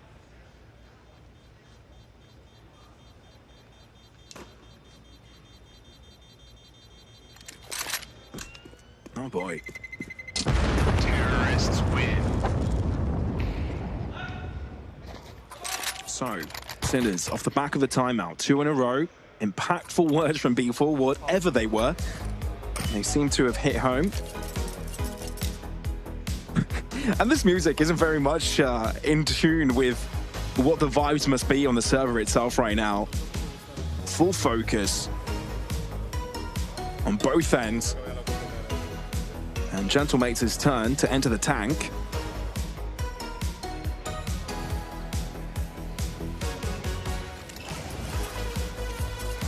It's interesting what Bifu was talking about to Stiko during the break about, right? Losing these opening fights in towards the extremities, having that Wolfpack mentality, fighting a little bit towards the middle part of the map. I guess on Inferno is a little bit different because you've got Banana and Apartments being such hot spots, but we are seeing the Gentlemates try to get these openers in towards the extremities here on Mirage as well, right? Sure. We saw these double pushes in towards the RAM, the secondary AWP in towards the B apartments. So apparently this is one of the things that the Sinners know they should be taken into consideration. We're going to see a fast boost from Martinez once again in towards B. Get that in the apartment's position. No one to contest him there, though. How deep does he want to go with this? That's the question. Still a dangerous buy from Gentlemates. Still can put in the numbers. Alex. Very high impact for position. Shock spotted. Opting to drop back, not take that confrontation. Ace High's been left a little bit open, not accounted for. Indeed, it looks like they want to take the opportunity to fight. Beastic, his head is ripped off its shoulders. MP9 v AK moment. Gentlemates will take it any day of the week, and they're looking to play aggressive once again. I think you just stack A here, right? You leave one player in towards ladder. That's going to be Mopos to make sure. I guess Martinez has a little bit of support, but he's not seeing anything in towards the B apartments. And with the Palace play, this should be an A split. Sneaky position for want Alex to run to up have short? as well. Davigi can be distraction. Multiple layers to this, and indeed, Shock does not anticipate it on time. Stressor, you need the fight back, you need the trade, but in the meantime, you're losing teammates left and right. Kisarek, only man standing, has to save because this round's over. Yeah, 30 seconds. This was very weird, right? Because it felt like they wanted to split A, but then the bomb and a couple more players are up short, so they maybe wanted to show a little bit of presence there. Is he trying to do some damage here? He's trying to take some rifles off the hands of Gentlemates. Yeah. A safe wouldn't be too bad. They've got money. he's got money. He's got a full belt of util. So I guess it's about how he feels going into this one. Do you feel like getting 1 or 2 guns out of their hands potentially would be more impactful? Safe will be the answer. 3 AKs picked up by the CT side. So this is still the Gentlemates basically in control of what is going on. This was the opportunity for the Sinners to break the money. And it does not really work out, does it? 2 in a row from the Sinners, answered back. And this is the game that we want to be looking at, right? Enough money on both these teams to go for the full buys. Not a lot of resets. Although the CTs just dodged a very detrimental one, or at least what could have been a very painful reset. Switching up the pace. Yeah, quick molly. Sinner's able to throw a smoke on it quickly, and Sinners with that try and play a little bit more aggressive. Pause, so it makes Davigi think for a second, but as soon as he swings, gets 2 out of thin air. Shock will try and punish back. And with an elbow in front of his eyes, it will be easier work for Shock, but still damage inflicted from a distance. You've got to get the bomb into the ground, and even then, you're on a player's deficit. Yeah, this retake is very important for the Gentlemates. Moto, Shock, what have you got? If Moto would have connected that shot, but instead it's Martinez to somehow thread the needle. Rocked his world. Moto needs something special. They know where he was as well. So legging Martinez won't be enough for the shutdown. Flash maybe to assist himself, but 2 players look away. Can't get the closer. Alex closes up the distance. This is a nightmare for Moto, and Gentlemates will take it. Yeah, you even saw the reaction of Moto towards the end as well, right? He was like, well, I could have hit a lot of these shots, and Martinez and Davigi are having such fun on the stage right now. That's one of the first things that Martinez was talking about as well when he rejoined that team. It was Iberian Soul, of course, after he left 9Z and came back to Spain, now the Gentlemates. He was very excited to be playing against or alongside Davigi once again. Davigi, who was thinking about potentially even leaving the team at some point when they didn't have an organization. I bet he's quite happy that he's decided to stay now. Oh, he's got to be pretty pleased with this decision. Especially if Gentlemates are now able to get themselves a LAN win on home turf. Stress on first blood off the flash of Beastic.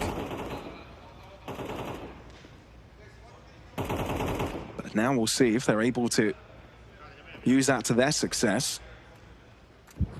Is there a deep flash for the apartments? Look at the minimap. There's a push coming in. Davigi will lose his life.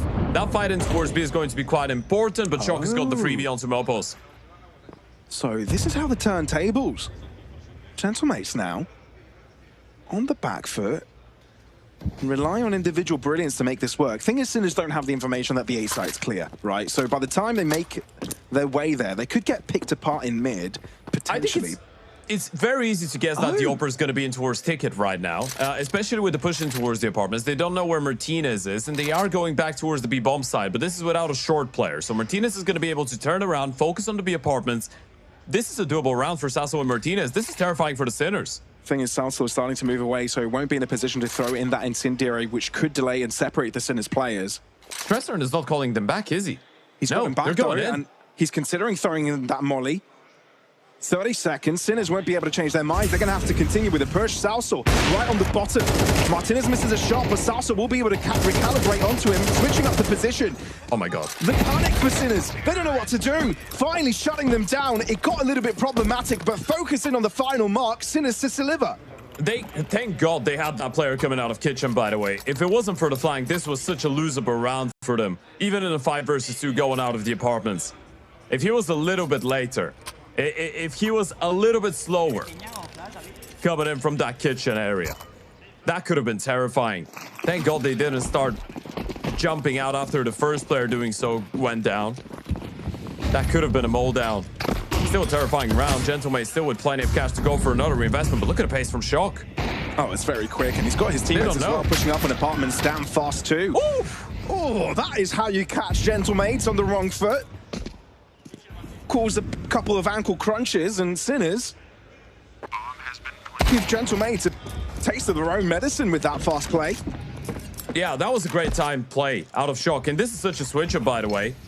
You've seen that the Gentlemates are primarily focused on the extremities. Again, a point that we've been making since the start of the game.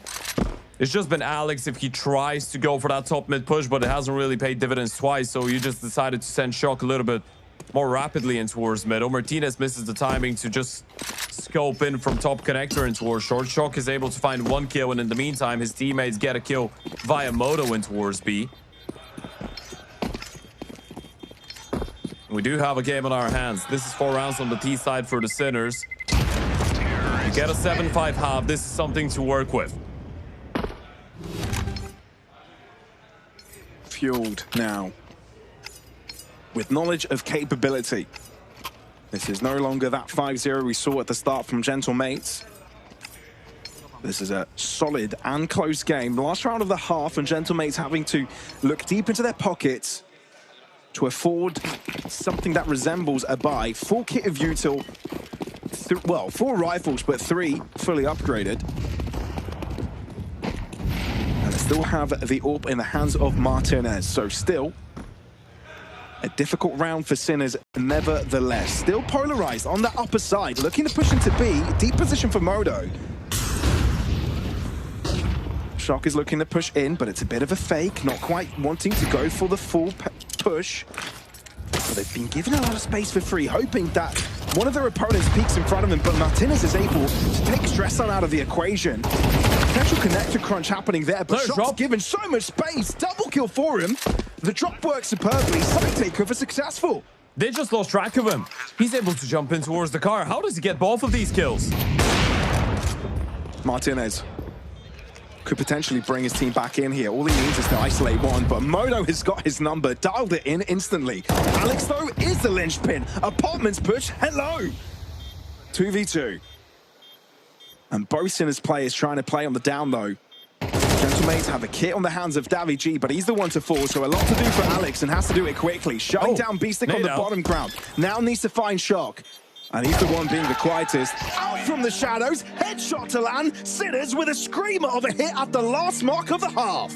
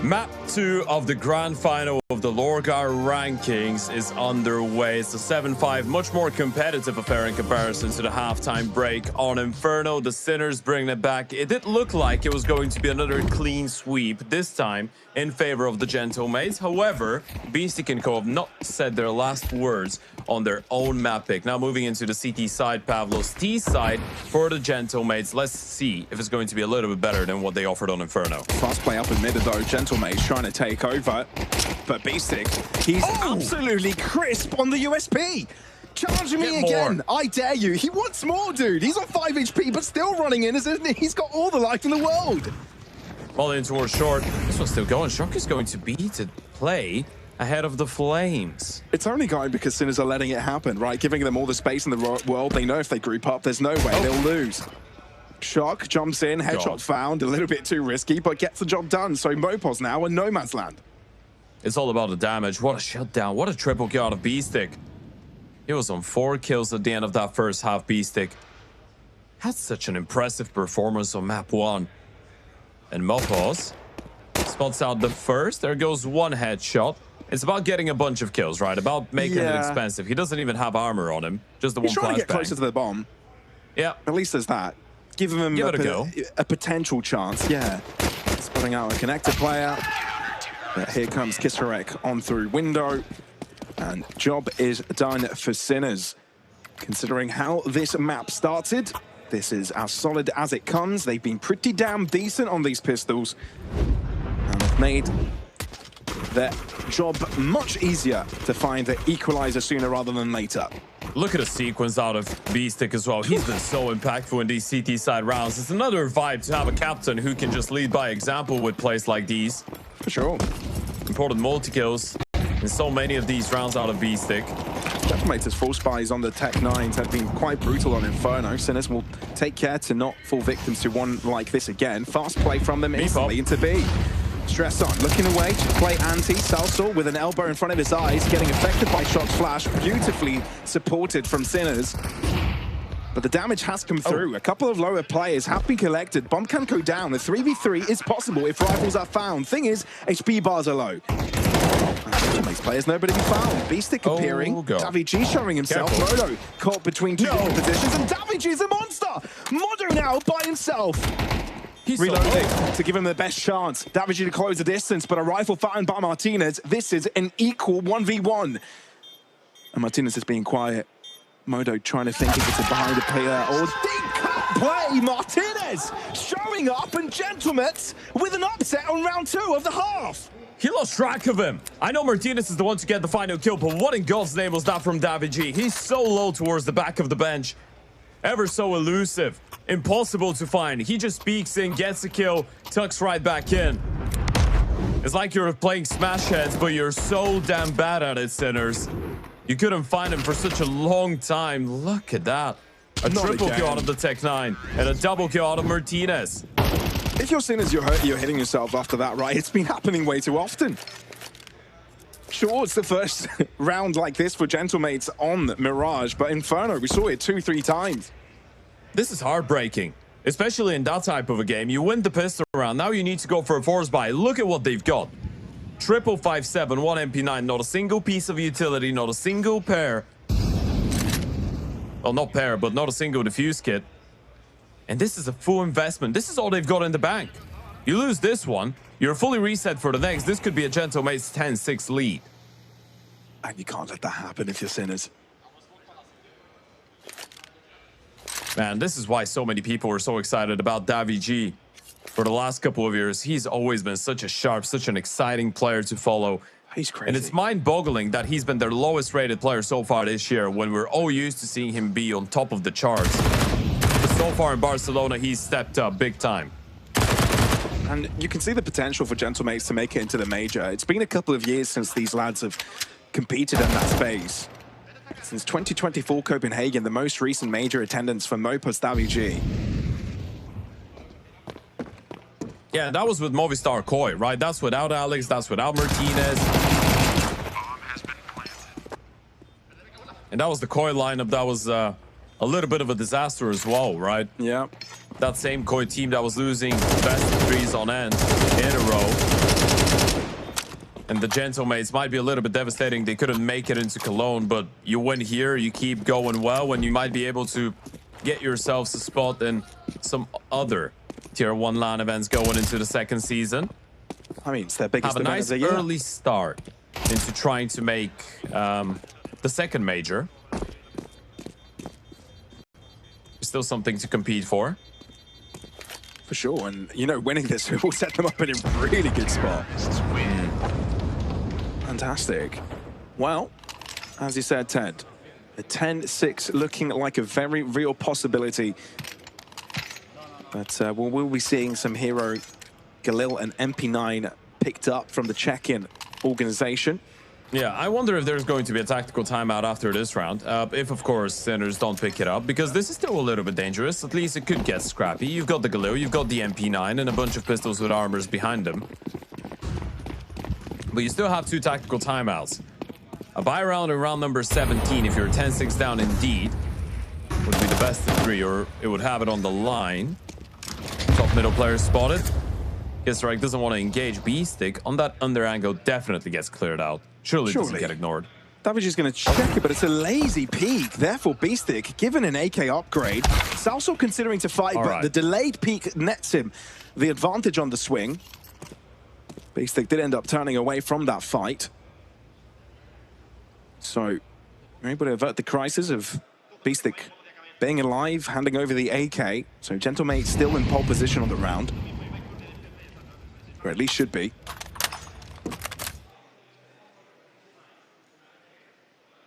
The problem is the lack of util for Sinners. And lack of resiliency, deciding to have a polarized approach on the defenses. 2 players per side. And the split approach from Gentlemates now into the B site means that this is going to be pretty damn difficult. Sinners will take forever for Kisarek and Shock to come to the play. It's Modo and Shock, actually. Kisarek is already on the site itself. At least you've got the rifle here. It's been so quiet as well. Gentlemates appear out of thin air, and now you have to deal with them quickly. Impossible task. Gentlemates just walk in and make this space their own. This is such a nerve-wracking way to approach the round as well. If you ask the Sinners, they would love for the Gentlemates to be a little bit more vocal about where they're going, right? A bit more noisy. Use some of that utility, give away what the play is. They just walk them down. They get so close, it's nearly impossible to react, nearly impossible to play this one on your terms. And it's all about saving now, and eyes on the scoreboard. Sasso, Mopos, Martinez, Davidge, 11 kills. Alex is on 13. That is the definition of team effort. They're all firing on high cylinders. On the other side, for the Sinners, you've got Shock and Beastic on 10 apiece, Kisarek on 8, Moto on 7, Stressor on 5. So there's some bigger struggles as far as it goes for the CT side, as far as they're concerned. Though the next round is the most important one of this entire tournament so far, definitely of this grand final. This is 3 in a row, first buy of the second half. You want a pistol, but losing that force buy, or that anti-force from your perspective in the follow-up, put a bit of a linchpin onto it all. So this is it. You win this one, you're right back at it. You lose here, you're in a whole world of trouble. Oh, would have hurt. It's pain and misery. And despair. Pretty much, yeah, that covers it. So, how do you switch things up if you're Sinners? A fast play into ramp. Kisarek, even though he was assisted by a flash, is the one to quickly fall.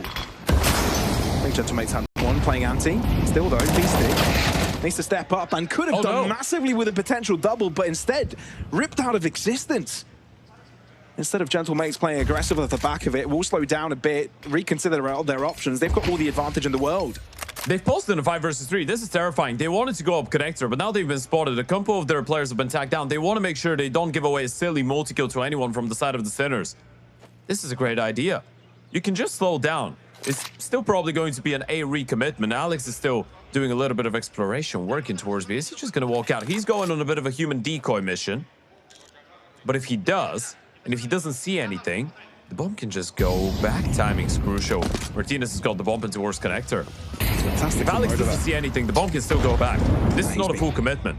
He can call them back. Not really committing fully. Modo gets the pick, and indeed, Gentlemates realize the B-site's barren, open, clear for the taking. And they'll try and move in. Shock knows of this, and he's dealing up with the lowest HP player. And Shock is still around. 25 seconds. Alarm bells ringing. Martinez realizes he needs to clear this out simultaneously. As trying to get the bomb down. Stratton's been spotted, but he's accurate with his spray. Knows where to pre-fire. And he's got Moto closing in as well to help out from Kitchen. Martinez realizing this is all down to him because Salsal is low. No time remaining on the clock. If you're Salsal, you're running back. What a save from Sinners. I wonder if Alex didn't realize that there could be a player that close in towards Kitchen. This is the big difference maker. If Alex doesn't show himself, if he just tucks in towards the bomb side, crosses in towards bench, he just wanted a little bit too much. He wanted to get too close in towards the Kitchen. Could have gotten himself at a very comfortable angle, but on low HP, surely you play it a little bit safer. He just wanted to get in towards Kitchen, secured him the round, get spotted out. This is such a big play out of the MP9 and a massive shot out of Moto. My goodness, Ted, hear me out here, right? Bear with me. Gentlemates pause when they have the 5-3 advantage. Brilliant. But maybe they lingered a little bit too long because Sinners then could group up together. It's ridiculous. So now, into the next one. Can't dwell on the pass. Refocus, recenter. Sinners with a chance to get back into the game. How do you make this one work? Still a financially very tough situation for both teams, though. Look at the money on the side of the Sinners. They lose this one because of the damage that was inflicted in the previous one. They still could get a reset, but the same could be said for the T's if they don't get a bomb plant. Bar Sasso and Alex that are financially all right.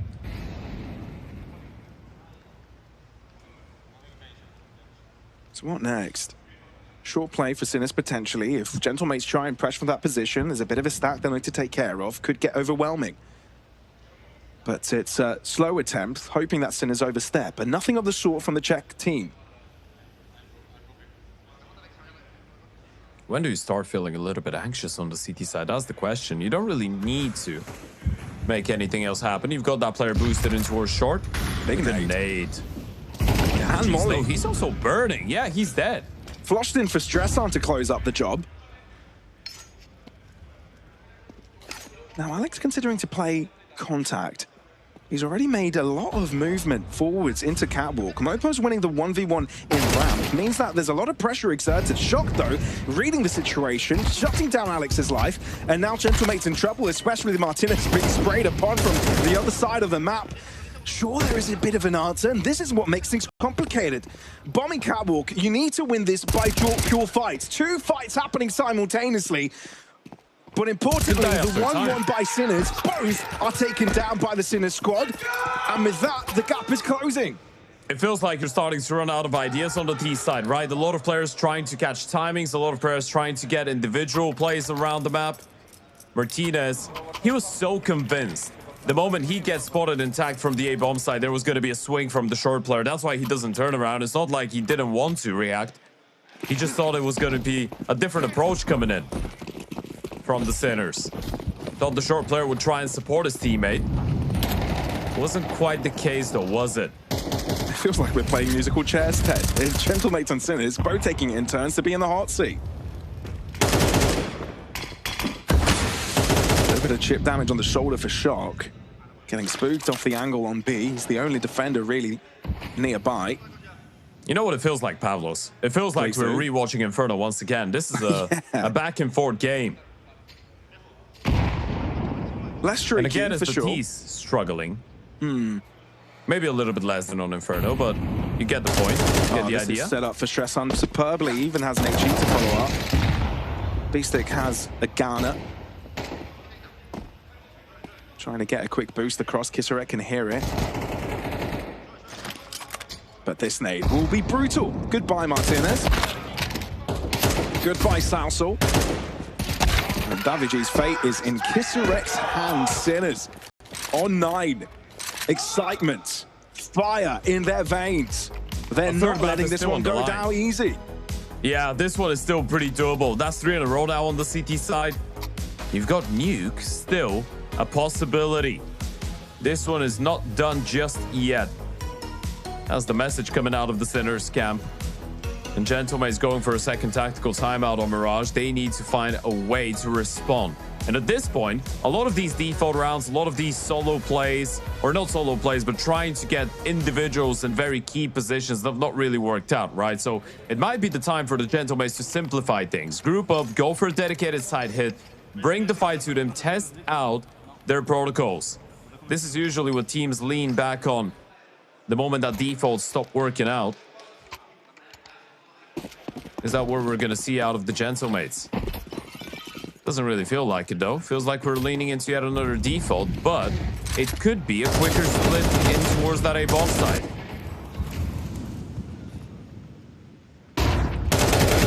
Flash. Nice flash. Oh, and he's got the bomb. Ooh. That complicates things, gentlemates. Sirens, not just alarm bells. This is brilliant for Modo as well to hold down. No pressure at all. Smoking off Palace.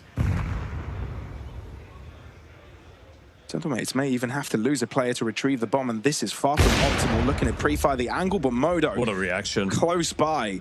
Lightning fast on the trade. And there's no even answer back. Martinez tries to close in, but Modo denies it. Make a highlight. Come on, there dude. You go.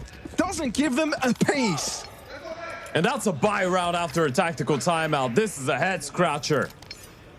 This is the middle finger from Modo towards all the players of Gentlemates. And there's the verbal one as well. You guys spent 30 seconds talking about how you're going to go into this buy round and get annihilated by my AWP. Good job. And now we're leveled up. No bomb plant, meaning you're down to the Tech 9s, a little bit of Yuto, a bunch of smoke, some flashes, an A-pop coming out, Kisserek to be tested. Yeah, in the meantime, Sinners taking matters to their own hands. We haven't been shy of seeing Beastic take up a lot of mid-control, but like you said, fast they hit, that may not have impact. Kisserek staying quiet and trying to take as many bodies down as he can before he drops to the ground himself. Bomb will be planted, so that's a pass for Gentle. But closing out this round will be a little bit more tough. AK found by Alex. He's low on HP though. It's probably the worst player to be having that rifle. Thing is, he can't really drop it over to his teammates, can he? So he's basically forced to try and go for a play. This defensive smoke is not too bad. Alex can maybe try and find a way to work around it. If he has the timing here, there may be a world he gets something across, but he jumps right into stress and they're not moving. The flashes are confusing. He's gone behind them. Sure, they're onto the site, but Alex think about it. has been left undiscovered. Stresson turns around. Sigh of relief. Timing was an issue. Ooh. One more second to delay, and maybe this would have had a different outcome. Literally 1/10 of a second. He just wanted to wait for them to line up, right? And they thought about it. They thought about it towards the end because he was nowhere to be seen. Someone was going to eventually turn around and he was low on HP. So you're looking at him having all these backs turn. The moment he fires one bullet, everyone's turning around and firing bullets into towards CT. So he wanted to make sure he gives them a little bit of time to make it onto the bomb site, delays, and then makes his presence known, denying the bomb plant, or the bomb defuse, sorry. Double up setup, Ted. Oh, missed shot out of Modo. It was the flash and the HE. Sinners, seems like they want to lay out the plan to pick apart their opponents piece by piece. Beastic losing his life, though, is a big one to go down. A gaping hole out in connector. The Kisserek undiscovered shuts down Salsol's exploration. It's a big response, but they've spotted the AWP and Modo this time falling down without any heroic plays in there. Kisserek naded in, spotted out, steps hurt, rotation's coming in. He needs help. He needs help and he needs it quick. There's also a Palace player that is looking to move across, but somehow still gets one and has the possibility to shoot on the Palace player. Kisserek gets dealt with, but in the meantime, Stresson is putting an impact of his own, but with him being isolated, it's shock to his own devices for a potential 1v2 clutch. Bomb still dropped in towards the round. Martinez needs to back off and collect that one. That's going to allow Shock to get a little bit closer, but he's got that AWP on the highlight reel. A 1v2 clutch is loading. They're thinking about going around the world. They're gonna double back. Go B. Shock is rotating CT spawn. This is awful for him. Oh dear. Surely you'll realize they should have planted by now, but maybe they're trying to play aggressively. Shock. A lot of questions on his mind. I mean, there's a chance they're just out of util, right? Maybe this is what he's thinking. Maybe he's thinking they're out of utility, they're nervous, they don't really know where I'm coming from, so they're trying to wait and see if I'm gonna give them anything. Now he's gonna realize it. At least he's gonna be able to switch to a rifle somewhere around CT. That's exactly what he does instantly. Bomb goes down. He's not going to let this chance go. Plenty of money in the bank for Sinners. If he has a chance to win the 1v2, he's going to take it. Scary thing, though. Martinez lined up. Has a smoke in a kit. But will he be able to exit unscathed? Martinez, this is the moment he looks away from Market. Oh, he's seen the gun barrel. Didn't realize it, though. Oh, but needed to find the second player, and instead the second player finds him. 11 to 11. Gentlemates not done yet. That's insane. Out of all the rounds, and it all starts off with an opening kill. They've had massive issues with getting the first frag of a round. Davigi just right-clicks the flash for himself inside that connector smoke and gets the kill. Massive effort coming out of Kisserek. Some very good shots out of that AK in towards underneath Palace. He is able to make it work, though, and they're thinking about yet another A pop. This time, double Palace. This is going to be interesting. Davigi throwing a bit of a fake towards middle, showing presence, looking for a fight, ends up going down instead. Kisserek, considering wanting to play aggressive, realizes that there's no real need given that his teammate has already found the advantage in the round. Players cross CT already. They don't really know. 3 HEs were dedicated to break up the smoke, but nothing found off the back of it. Instead, sprays from Gentlemates puts Sinners right back in the same position.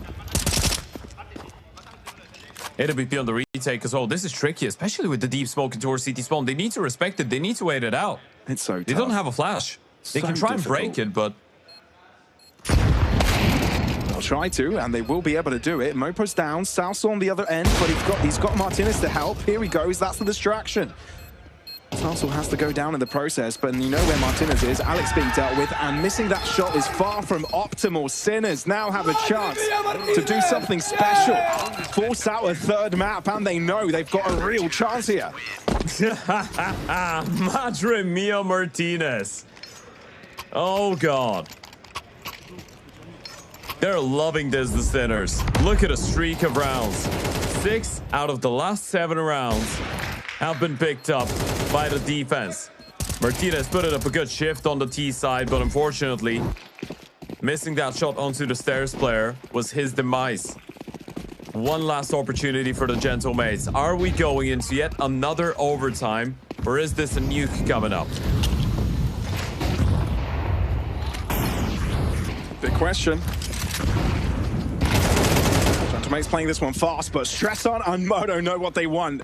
And they want this W, they want it quick. Mopo's trying to take matters into his own hands by pushing out the A site. And Ted, I feel the fate of Mirage has been sealed. It's been written in the stars. This grand final of LORGAR rankings had only one destination. And that destination is 3 maps. A decider necessary for these 2 squads with barely nothing between them. Number 31 and 32 in the world.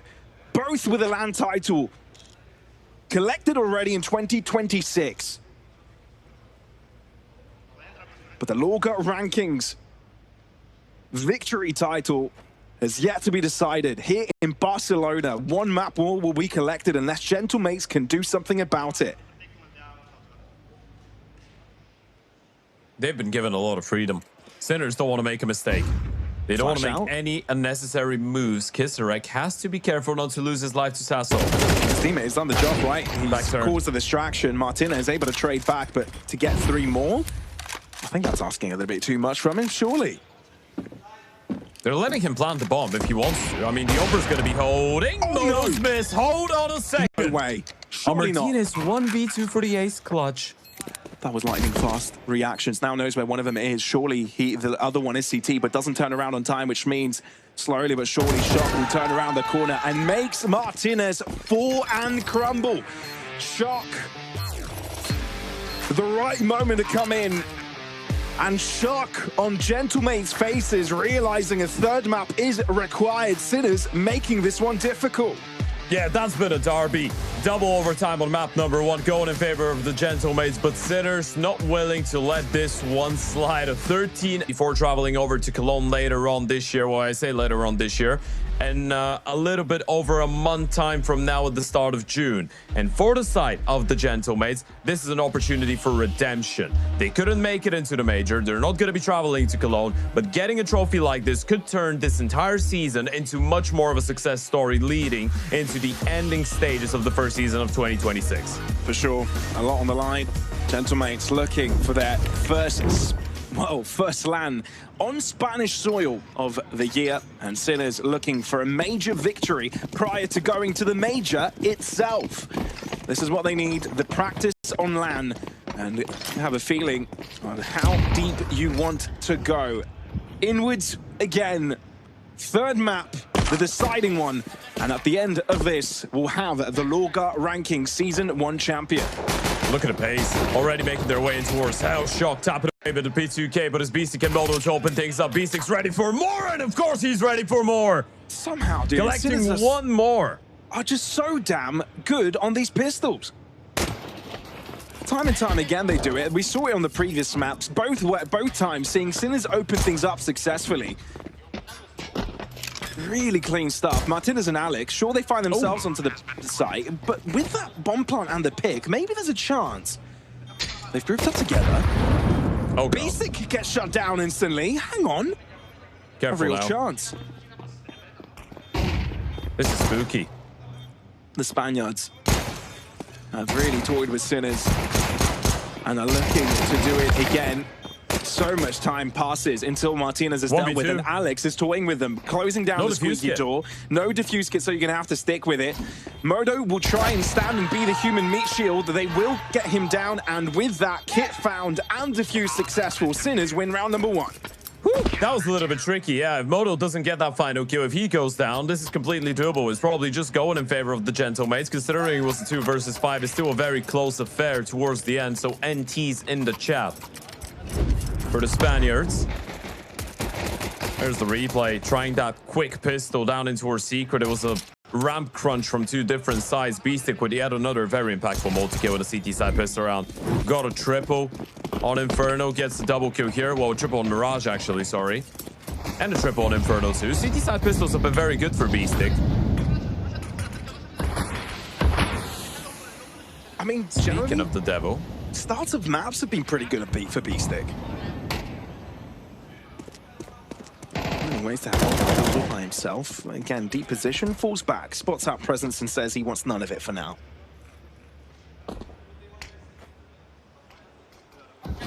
You don't want to overstay your welcome in towards outside, be over-aggressive.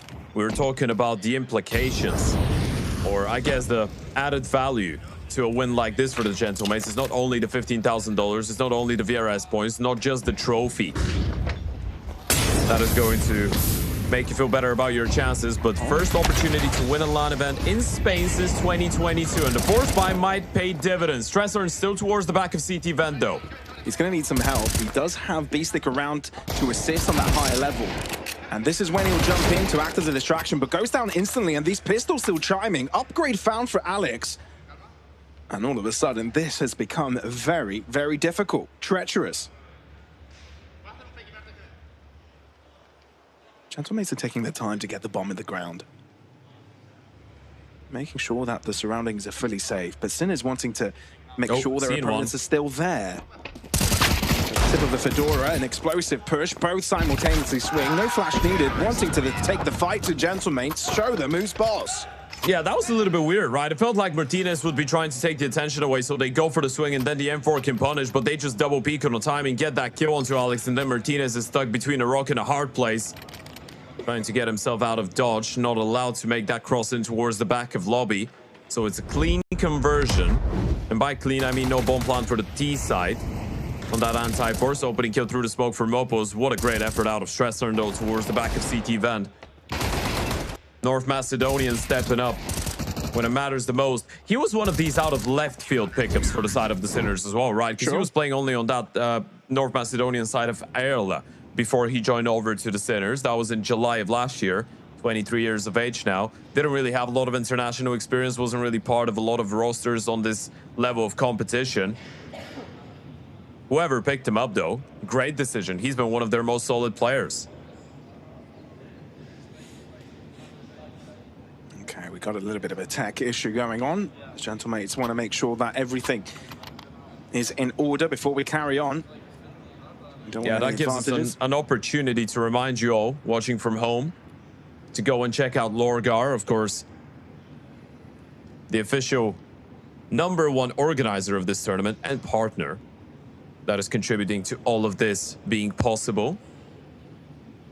The best gaming PCs, you've got racing cockpits, you've got gaming chairs, desks, you've got the full package, and there's up to 40% discounts during this tournament being active, and this is the last map of it all, so make sure you go and check it out as quickly as you can. Shout out Lorgar one time. Shout out Moto one time. He's having fun. We're not supposed to be talking to each other during technical timeouts, boys. Come on. Yeah, trying to keep themselves entertained a little bit, but yeah, you've got to stay in the right mindset and wavelength for this. Difficult one. Long games. He's trying to keep everyone entertained, even when he's not speaking to them. Okay, yeah, they're not talking now. He's not saying anything. We don't have any rules against sign language, do we? No. I don't know. Do we? No, I don't sign language. Yeah, I don't know. That's quite something. For Gentlemates, though, they've really made this competitive. I mean, roll your minds back to the first map. If you're just tuning in and haven't really seen what has been going on for the first couple of maps of this series, Sinners had a belter of a start to the tournament, right? Not only to the tournament, but the Grand Finals. What I meant to say, right? They had an 11-3 lead on the first, but ended up faltering generally, right? It went to a couple of overtimes. Gentlemates had the comeback of their lives and ended up claiming the map for themselves. Nearly was an upset for Sinners to gain their opponents' map pick. Didn't come to be. Then Mirage was a big back and forth, right? So many rounds exchanged between the two. No real decider. Ended up being a 13-11 for Sinners to square things up. And now Nuke, the final map. This is to decide the victor. The LORGAR Rankings Season 1 winner. And honestly, anything can happen. Any lead can be broken. And this is what we're here for, right? See how strong this mentality is for both these sides. And Ted, you were talking a little bit before the start of the day about the two different styles coming to this. Some adaptations required from these teams to play up against each other. Yeah, I think with the Gentlemates, it's been quite obvious, right? It's momentum-based Counter-Strike, very much aggressive, up in your face. And as long as it's going well for the individuals, then they're able to upset and able to dictate the pace. But Sinners have been doing a very good job at punishing these solo peaks out of Gentlemates around the map, right? They've been doing a very decent job at slowing them down as well. Whenever Gentlemates are on the T side, Sinners deploy a lot of initial utility. There's players willing to fight them for the map control. It's not like they're letting them just control the map and playing reactive Counter-Strike. No, they want to fight with Gentlemates. So I feel like that's been one of the reasons we've seen them have any success whatsoever, stopping that flamboyant style of Counter-Strike. With that being said, all the technical difficulties have been resolved. So we're ready to jump right back into the server. Of course, no bomb planted the round prior, which was a force buy for the Gentlemates. So now you're looking at a bit of a partial investment. A bunch of upgraded pistols, some utility, but it's more of a pocket change of utility. Double smoke, Molotov flash. Most of it's used already. At least you get a couple of smokes outside, a direct line to potentially push into secret, but Beastic being a bit of a nuisance, and he's realized there was only one player there, asking his team to refocus on the other areas of the map. Kisarek realizes he's being overwhelmed. Flash away and affects his teammate too. Good decision by Moto. Your teammate is far away in towards the B-bomb side, and he's got other players that could try and support him later on. You need to focus on just staying alive and holding on to the rifle. He's got a smoke in his hand as well, trying to play the jiggle peek, and in case Gentlemates aggress even further, we'll have an answer too. Mopos thinks this whole area is clear, but Shock is closing in on this position. Kisarek gets jumped on, but not eliminated. Finally taken care of by Alex, and that might give him some space to get the bomb plant, but they need to get the bomb first, and Shock is making this very difficult to do. It's all about the damage. Sasso 1 versus 3. He doesn't really have armor to work with as well. Windows broken. He's trying to fake it that he's going back. Little does he know, Beastic is just closing out the distance right behind him. And Strasser is not going to wait for his captain to arrive to the scenes. Instead, takes him down himself. This is 3-0. 2 kills, so it's not too bad for the side of the Gentlemates damage-wise, but Sinners still with plenty of cash to work with. First buy round of this third map for the Gentlemates. I'll tell you what, Ted, Kesarek really bringing in the energy. Time and time again, after round win, even after simple ones like this up against pistols, he's trying to rally up the team. And to be fair, Ted, these aren't just simple pistols. We've seen how disruptive Gentlemates can be in rounds like this. A couple of kills go their way this time. Anything can go wrong. So Sinners will take anything they can get in terms of closing up rounds that should be theirs. Yeah, you see the little pop-up there on the screen. The LORGAR ready to play platform, of course, also available for all of you to check out. Beastic, he seems ready to play in towards outside though. Goes back in towards the garage, playing a bit of a sweet spot. His teammates breaking the smoke, trying to see something on the other side of it. Nothing being shown out of the Gentlemates for now. This is all just to try and send Davig down secret, but there is one more player down there with him, and that's going to be Kisarek. And Shock coming in as well. Them doubling down means that if the T's don't make any noise, which is not really going to happen because Davig is all alone, they will eventually start playing forward. He's gone down. Kisarek knows. Tip of the hat from both. As they back away. Davig not really moving out of that position, but is considering when does he help the team potentially break into A. The answer is now. Stress on, holding down the line. And Shock will arrive from Vents just in the nick of time as well to connect the head to the E of Salsal. Modo from above with the AWP. Complicates the endeavor. Davig, the only one not in that first fight, is the only one left. And he's been found out. One kill onto Kisarek. It's all about the save, though. You've lost all your teammates. Even if you were hoping to be able to go for a vent drop, it's not really a possibility anymore, is it? Stressor and just mows them down with another multi-kill in towards that A bomb side. He's been rock solid. Just needed Modo to support him with the one kill onto the HUD player.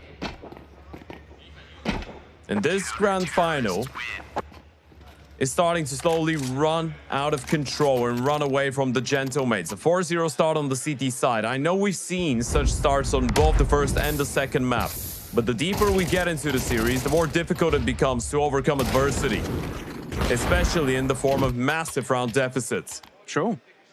And it's perfect case for scenario for Sinners to get things going early on the CT side. Building this economy, you know, having bags and bags of utility makes their chances winning CT rounds that much simpler, and Gentlemates harder for them to gain entry into this game.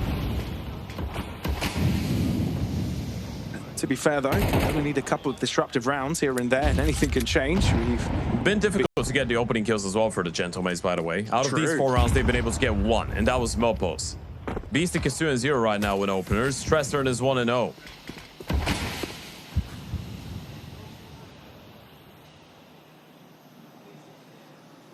Gentlemates being a little bit sneaky about this one, and Kisarek isn't quite close to this to find out soon. Yeah, that's a wise decision from Kisarek. You're all alone. You know they're in a bit of a low buy. There might be a hero rifle, but it's going to be primarily pistols, Tech 9s, maybe Mac 10s. Just play from behind. You've got a Molotov. Jump spotting, getting the information, backing up, and calling for help. That's the name of the game. They exchange Molotovs. 2 players from Gentlemates walk past it. You've heard the burns. Modo spooked as well. He'll be unfended for by himself. Yeah, he is alone. I thought Modo would be trying to move closer in towards the round, but instead he started going secret. Kisarek's alone. Modo trying to close it down, but will require no scope to keep him alive. Has another chance here, but the distance is being closed. Kisarek able to find a couple, but back to the pistol still. Damage done by Gentlemates. Not over till it's over. Shock is now here and catches Salsal looking the wrong way. He's being closed in on as well from Beastic. No real chance there. Sinners, again, methodically, swiftly, and with purpose, close out on the game little by little. Yeah, this was still a little bit tricky there for a second, right? Modo is able to bail himself out big time with that first kill. Not no-scope onto the player trying to run him down. That was Mopos. That's unfortunate for Mopos. And Kisarek putting in a very good shift down towards the B-bomb side with a double kill, especially with the Oper going down. That was much needed. Quick rotations to still keep 3 of these guns. So money's piling up slowly but surely for the CT side. Another buy for the Gentlemates. Beastic thinking about an outside peek, especially with Martinez having that big green. This is ill-advised by the IGL of the Sinners. It's crazy from Beastic though. He either gets the first kill out on outside, but he either spots someone and gets away freely. It's one of the two. Either way, both work out for Sinners. You either get the pick or gain information. Double HE break. So they know there could be players that have crossed down secret, but there definitely isn't too many of them.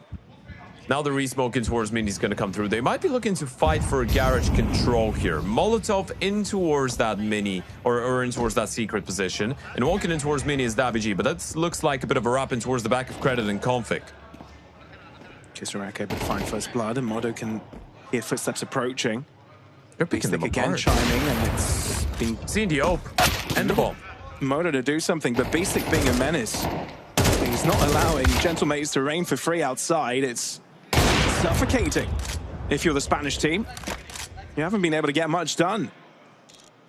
Sin is seemingly always in the know and always with an answer. Martinez walking into enemy hands, trampled on, and Sinners continue unfaulted on the CT side of Nuke.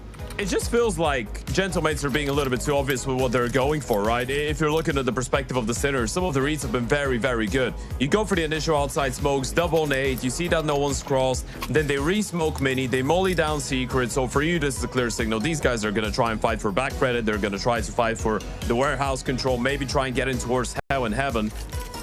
So we just bring so many players back in, and Beastic has another massive multi-kill round. And yeah, you needed that tactical timeout. This map is slowly running away.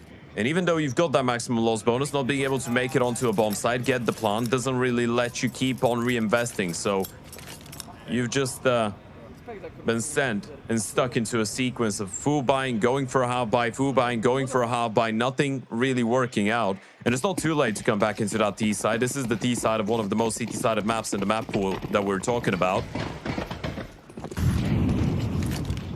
And of course, in case you don't believe me, you can go over to bo3.gg because there is a lot of stats in there, so you can see how good teams are on the CT side in comparison to the T side on Nuke. See, that was a bridge. That was a great bridge. Thank you.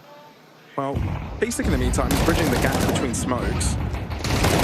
Nope. Allowing the same thing to happen from DaviG. It's a fast play from the pistols, and if it wasn't for the molly, Gentlemates would have the advantage here.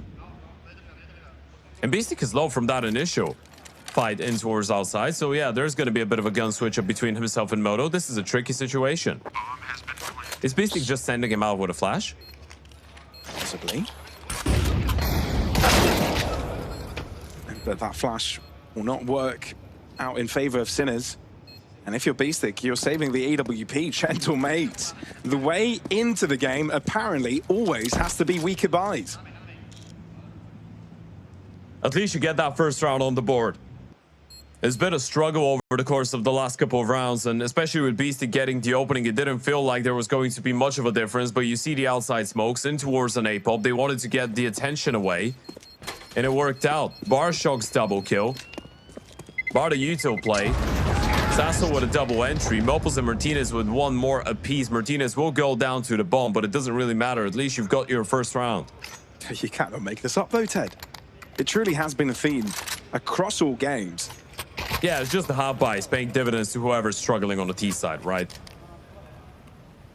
That's for the first. It worked out for Gentlemates to come back on the first map. It definitely worked out for the Sinners on the second on Mirage. Does it lead to a closer game once again? This time, Gentlemates have a full buy available to them, scaling up. Good nade. Lands by the side of Martinez, down on 33. It's a quick backup from Gentlemates. They throw in smokes and they don't really wait too long. Creep walking their way forwards. There is one on the lower level, that's Shock, currently down on vents. I could potentially pose a threat or keep his opponents back. But Gentlemates are going down there in numbers, 3 players strong to be exact. Martinez sticking around for a little longer, seeing if there's any follow-up from the Sinners side. Well, they'll slowly close in, and Shock will see if he can do anything about it. Oh, the double back. Yeah, they're going back. They've not spotted Beastic yet, though. We'll see him now. Oh, what a reaction out of Sasso. I'm not sure if Beastic had an AK there or an M4. No, he had an M4, so it's an M4 versus AK headshot fight. Of course, the AK is going to win it.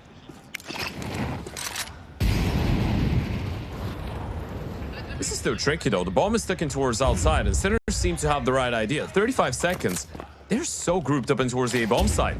This is where the bomb is going. And there's the Uto. That's delaying them. Where do you go with this? Having they should know that he could come out of heaven. It's important, and Kisarek also being up there will try and complicate it, but he's got to look behind him as well, because look at the cavalry arriving, flash out. Kisarek knows what his job is, to look above in case DaviG appears, and hopes his team can have his back, but cannot shut down the main effort.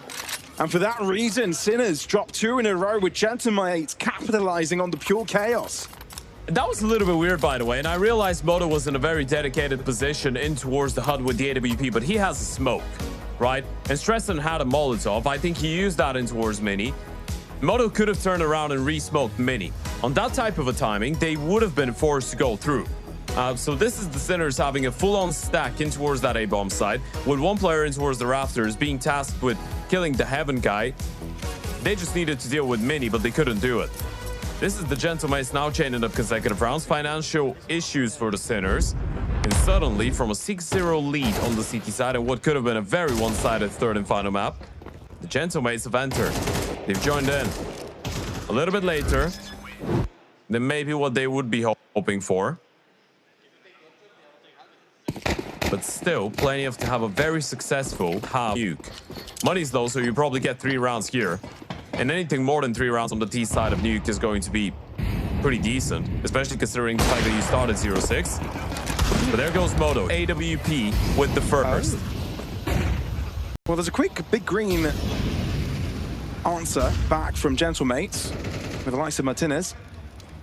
And Mopo's able to exploit a gap. You can see Sinners trying to aggress outside of Hut again. DaviG holding down that line, but it's Mopos instead getting the first pick. DaviG shutting it down together with Martinez, and Stresson's left all by himself. This is too tough. They know exactly where he is. That's an optimal amount of HP on him as well. They know he was in towards the lobby, actually. He's on the bomb side himself. They might not be ready for this. Yeah, but the limited HP means that there is thin margins, really. So Gentleman's clean up. Seems like they only needed one to get the fire roaring. And right now, that's 3 in a row for the Spanish squad. Yeah, it's a very creative way to guarantee that opening kill for Moto, but Beastic sticking around for a little bit longer ends up punishing him. Didn't realize, by the way, that Martinez was the one that got the kill onto Moto through the smoke. I thought it was the rifle that took him down, so a bit unfortunate for Moto. Maybe he could have had an opportunity to kill that rifler, turn this into a bit of a highlight reel. But it's a 6-3 scoreline now. LORGAR ready to play. Platform is on here. So are all the players. They all seem ready to play. Well, Gentlemates didn't at the start of this map. Now they definitely do. And DaviG's walking through the layered outside smokes. Oh, he snuck past. Does Beastic realize he should be thinking about it? He's checking on timing. Nope. Oblivious. And with that, DaviG gets away with pure robbery. Kisarek needs to do quite a bit on the other side of the map. Indeed, he's done his job with one. But DaviG is just such a menace where he is right now. It feels Sinners, you're so uncomfortable. Stressor should know there's an opportunity. Didn't spot the head. No. Both of them playing from the back, though, so both of them impossible to be seen by the other. And if DaviG tries to sneak in towards Heaven, surely he should be a dead man. He's already down to 51 HP as well. Elevated angle, though. Ooh. Moto losing his life there is actually crucial. Gentlemates did go Stressor forward. That gap and got into the site. Shock hasn't been checked though. And with that double kill, he's put his team right back in a position where he can fight. Thing is, you've got to wait for Kisarek. You can't really take this fight on your own. You've done enough with the 2. The patience is necessary. Kit on the ground on A, so that's not an issue. Shock needs to check the quick left as well. As behind him. Oh, the timing. And can't quite capitalize onto Mopos. I don't think Kisarek, even if he can get the kill, can capitalize on both of them successfully. Gentlemates, quick on their feet, destabilize and change the environment around them, make it so difficult for Sinners to adapt. It's just the timing on the push. The timing on the push from Mopos. He gets the bomb planted, just holds it towards the HUD for such a long time. He waited for his time to strike, and DaviG has such an impactful round as well with that kill onto Beastic. Alex keeping it up, shutting down the AWP of Moto. Double kill onto Stressarn as well. And the Gentlemates have really retaken control, regained control of that first map, or third map, sorry. Over. Sinners, after 6 rounds in a row, now have no money to invest in. Oh, lobby crunch. Somehow still, it's the most dangerous we've seen in a while. Oh my goodness. You cannot make this up, dude. This has happened way too many times, and this time it's Sinners' turn to roll up the pistols. The 2v4 is still on, low HP on Shock. Moto doesn't even have armor. You know it's an A here. And they've got the bomb Sinners as well. trying to converge around to make this work. No flashes, that's important. And no defuse kits. So as much as this is a 3 versus 2, it's still a little bit difficult to convert. Might be Stresser's timing is going to be vital. He doesn't need to overplay his hand. They're taking their time. Modo grouping up with Shock. Hand in hand up with the potential drop, and Stressor needs to close up the distance. You know where Alex is. Modo unable to convert onto him. Stressor all by himself, limited time, but all to himself knows where to pre-fire. Stressor, no way! Does he have enough time? I think he does. They've already celebrated. It's going to be a little bit close. It's very close, but Sinners will win it either way. Fist bumps out, guaranteeing that one is locked in. Holy smokes. God. How did Sinners make that one work with pistols? It's straight up lobby crush. No utility, by the way. No flashes. You usually see the CTs throw a bunch of flashes coming out of single door and out of ramp. 2 of them to be exact. They just ran at them. Charged. And Stressarn on 3 HP is able to get that clutch going. He was one of the players that had armor as well. Picks up that AK-47, able to clutch it up without a defuse kit. What a big round for the Sinners, especially if they're able to get that number 8. Doesn't get closer than that, does it, Ted? And Kisarek opens up with a quick explosion outside of Hut. First blood for Sinners. Last round of the half. Gentlemates, can you close up the distance? It is a movie, and the Gentlemates were starting to ride away with some of these D-side rounds, but now they've been brought back to reality. Daviji's been seen. He's been spotted. Now Kisarek just decides to walk through the smoke and look for the fight, though. Oh, risky move. Yeah, that was a little bit unnecessary. Face. Especially in a 5v4. You know he's there. The Oper's seen him. He's a little bit trapped. The attempt to isolate does not go to plan. Gentlemate reset. No information for Sinners. They've been kept in the dark. All they need is a speck of light to guide them to how to defend this. At least they've been able to deny the Gentlemates from getting these up close and personal players in towards hell, right? They've been trying to do that so many times, but Stressarn is on a bit of an island, all alone, up A. What can you do by yourself, Stressarn? If they want to go down the vent, this is terrifying. They are going A, though. Incendiary into Hut. Seen him. Richie will be delayed a little bit. Alex quick on the headshot, and that's devastating. Deep HG, mostly avoided. And now we have ourselves a 3v3. This is difficult. Shock has a singular flash. That's what Sinners will rely on to make this push work.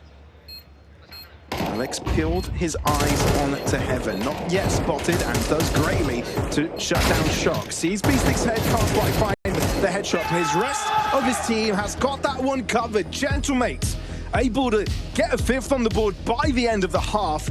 This is looking as clean, as close as the previous 2 maps. Nothing's decided yet.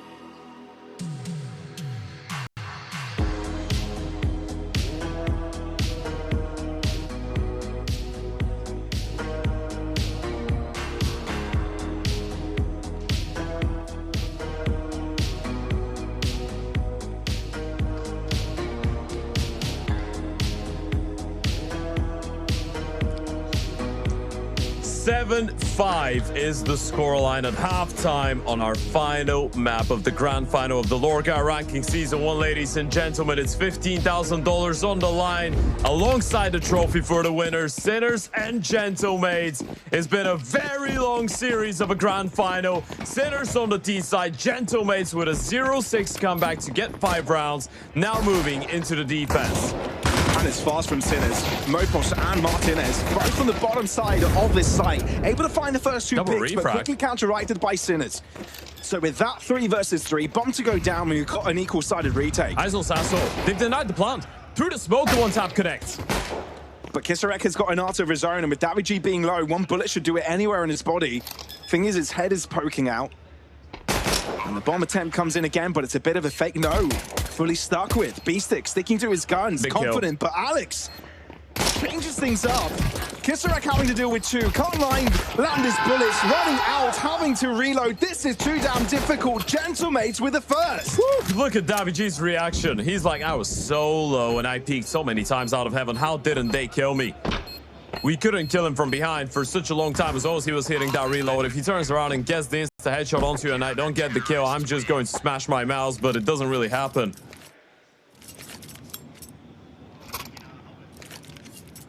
Pressures through the rooftop. 3 kills on the bomb plant, though. That's enough to facilitate a force buy. There's the replay. Lovely shots coming out of Mopos and Martinez to start it off. Refrags coming in galore, though. And that 1 USP kill through the smoke. That throws them off a little bit, denying that bomb plant initially. I'm looking at the forward spy from Sinners, and it doesn't look too bad, right? A couple of Tech 9s, Mac 10, but you do have a couple of rifles in there. Always dangerous. Ted, funny how the first half looked so great for Sinners, right? 5-0 at the beginning, but 7-5. Gentlemate's able to get 5 on the terrorist side, on Nuke. Commendable. Outside smokes into a ramp up. This is a very standard call, but quite efficient if they want to go and proceed with it.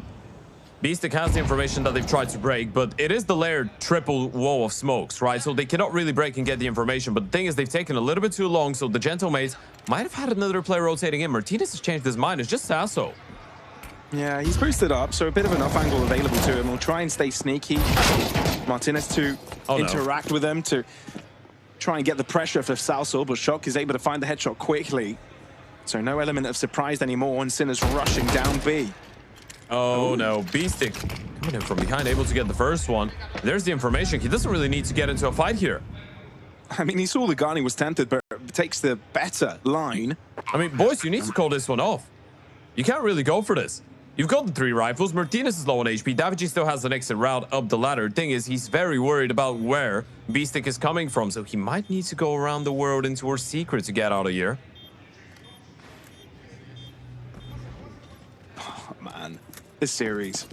At least they found out Beastic. Now Davigi knows that he can run away.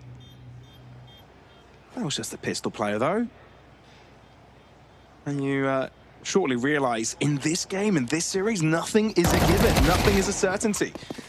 Ooh. Davigi losing his life, providing an extra rifle. Why the hell not? Sinners able to turn a bad scenario into a great one. And you can see Moto trying to bring the boys up, hype them up, get that energy going. You hold on to the lead. Force buy works out on the T side. This is the opportunity in an instant tactical timeout coming out of the assistant coach. DeLonghi getting removed days before the event. So this is the first time they've played a LAN in such a long time without him. How do you manage the situation? What a tribulation by fire that is for your first event as the head coach of the team.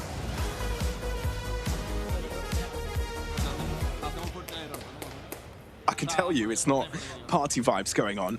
No, definitely not. not. Sinners. I mean, for the Sinners, it's much better now, right? Yeah. Both teams recognize the magnitude of a round like this. Gentlemates need to go for the force back. It's not really optional, right? It's a must. And if this one doesn't work out, you're probably looking at a 10-6 lead for the Sinners. All in all, the first time that the Gentlemates get the guns out. So this is the opportunity here for the Sinners to run away with a bigger lead. Can't you get your eyes? Can't let your eyes away from the ball. Well, to be fair, Flash, Murko's not able to convert that into a kill. That is surprising, but of course, the blind, making it difficult for him to see and deliver. Sasso is alone down B. I mean, they'll try and follow him down the vent? This is crazy. Well, he's not really in a position to capitalize. Shock is checking the angle. Doors are closed. So, Gentlemates, I think that you need to wave the white flag here. Yeah, this might have to be another save. This is very difficult. I mean, you don't want to be on a full eco for the next one, make it a free round. Sinners, it's a little bit tricky against a buy like this to go for the vent drop, but the flashes were good enough to escort them out. I mean, taking the rifles away from them, that would be huge. That's a and kill. You're halfway there. Oh, no. Salsa won't be able to stick around long. He wanted to be a little bit of a menace with the Deagle. The only rifle you're saving is the one in Alex's hands. And you didn't even go for the round, right? You wanted to wave the white flag. You wanted to just go out. Hide. Tail tucked in between your legs. Get away. But you still end up losing 4 players. This is very terrifying for the Gentlemates. It's becoming a very difficult game to fathom winning. Look. And for the Sinners, this could be yet another very tight win in an important game. If there's any faith for Gentlemates to come back, I mean, it's well-founded. We've seen the fact that they've done it before. There is proof, and Alex probably sharing that thought with his team. They came back from an 11-3 deficit on map number 1. And even if they will fall victims to this round, losing the rifle instantly, a 10-6 isn't out of question, especially on the CT side of Nuke. There's always been a bit of a weird predicament around, a weird energy almost around the games of the Gentlemates recently. Unfortunately, that's a USP, so you, even if you get the headshots, you can't really get the kills at that distance. They're very low on HP, 3 of them. So this could still be an interesting round, damage-wise, so I'm going to save that story for a little bit later on. Maybe they get a couple kills, maybe they drop the bomb. Or not. Well, story is, for the Gentlemates, Pavlos, they came into this tournament in a bit of a negative streak, right? Losing 5 best of 3s in a row. Now, the last 4 events that they've played were I Am Rio, Stake Ranked Episode 1, BC Game Masters, and Roman Imperium Cup, right? Okay. And over the course of these 4 events, they've lost 6 best of 3s in total. 5 of these 6 best of 3s were 3 mappers. So it's a very frequent phenomenon for the Gentlemates to win a map and lose the series. Win their map pick and lose the series, or lose their map pick, win the opponent's map pick, but still lose the 3rd map. It's been a bit of an issue with the depth of the map pool. Roman Imperium Cup, they lose the grand final in a 3-mapper to Hotu. Stake Ranked Episode 1, they lose both their games against NAP and 9 in 3 maps. I Am Rio, they go out 0-2, they lose to both the Red Canids and G2, both games 3 mappers. Now they find first blood. So maybe that's a way to get in. And Sinners, pack mentality. 3 players strong, into secret, and you've left Shock into trophy room for now. It doesn't give away too much though, right? Because Beastic is usually the outside player, and you've shut him down in towards the silo, so you don't really have any reason to be overly worried about them crossing down B. Of course, Sasso should drop down just in case, but he's going to be all alone. Position. Martinez adding a layer of complexity that Sinners need to think about. This is becoming a very treacherous site to take over. All sorts of corners taken up by the Spanish players. I mean, Sasso is alone. Martinez is up the ramp. So if you isolate and kill the player on B, Martinez is not going to be that quick to rotate, and Shock is still holding for him. But in the heat of the moment, if you don't clear the entire site, you will be in trouble. Sasso finding the 1, but it could have been worse than that, and Shock's taking down Alex. There's completely changing it around. Yeah. Martinez shows up, and he knew that he couldn't walk backwards due to the threat behind him. Goes the only way he knew where to go to, W key, but that's where 2 players hide. Gentlemates, there's pressure for them to perform, even with lower players, lower amount, but they both win their fight. Shock has to do it by himself, and the ball is imparted for him. Has to chase up. But it's being toyed with. It's being diffused. 10 seconds. But again, no kit. It's given an opportunity to Shock to close in, but I don't think there's time. Surely not. It's going to be close. They don't really know it. No one's celebrating right now. They don't dare to do so. Defuse is coming in, but I don't think he's got it. Shock has done enough. It is the lack of a defuse kit. 10-second defuse doesn't come through. And oh god, that's going to sting. You got so close. It was a 2 versus 3, right? You never should have been a favorite in that one, but desperate times call for desperate measures, and Gentlemates wanted to go for it. They got so damn close. It was the bait. If first player running out, hit, it'd be over. It would have been, but it wasn't. And they're going for another investment. They don't really have a choice. On the back of the 4 kills, they don't want to let Sinners get up to 12 rounds. This is all or nothing. All in for the Gentlemates. Such a fine-cut series. Two teams worthy of each other. Both looking for their second LAN title of the year. But right now, Sinners are the one creating the mountain.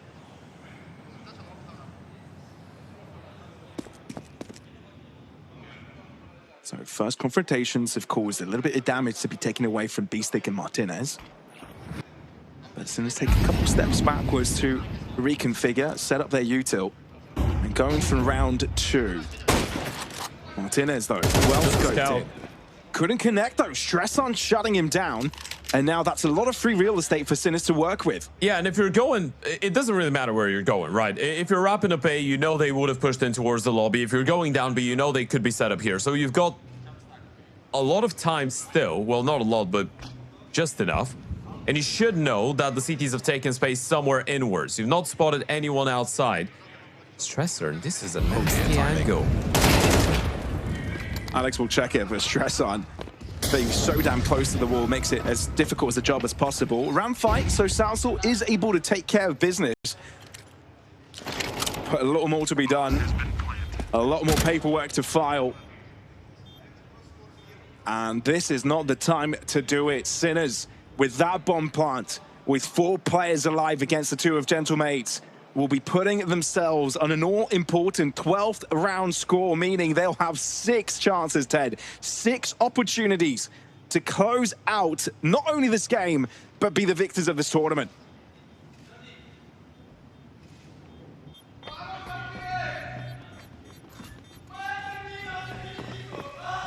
This is just falling apart.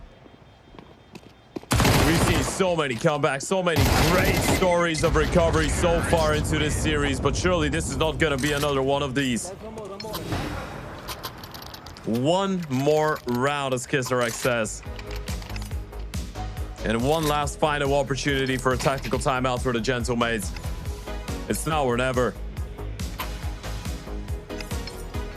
It looked like it was so close, getting that LAN trophy on home soil. In Barcelona, everything was working out so well. The comeback on map number 1. How close you were to a 2-0 on the second map as well, having that very convincing CT side start. Getting these 5 rounds as well on the T side here on Nuke. It felt like it should have been enough, especially with a pistol going their way. But ever since losing that force buy, it's been an uphill battle financially. And an uphill battle that you might not be able to recover from. You might not be able to win. Absolutely not. And Sinners know to not underestimate Gentlemates. Not to celebrate before they cross the finish line. They've been slapped in the face before, in this series to be exact. So it's not done just yet. And Martinez, that's a key reminder. Oh, and another one. Could nearly be a triple there. So a little bit of extra thinking required now from the check-in org.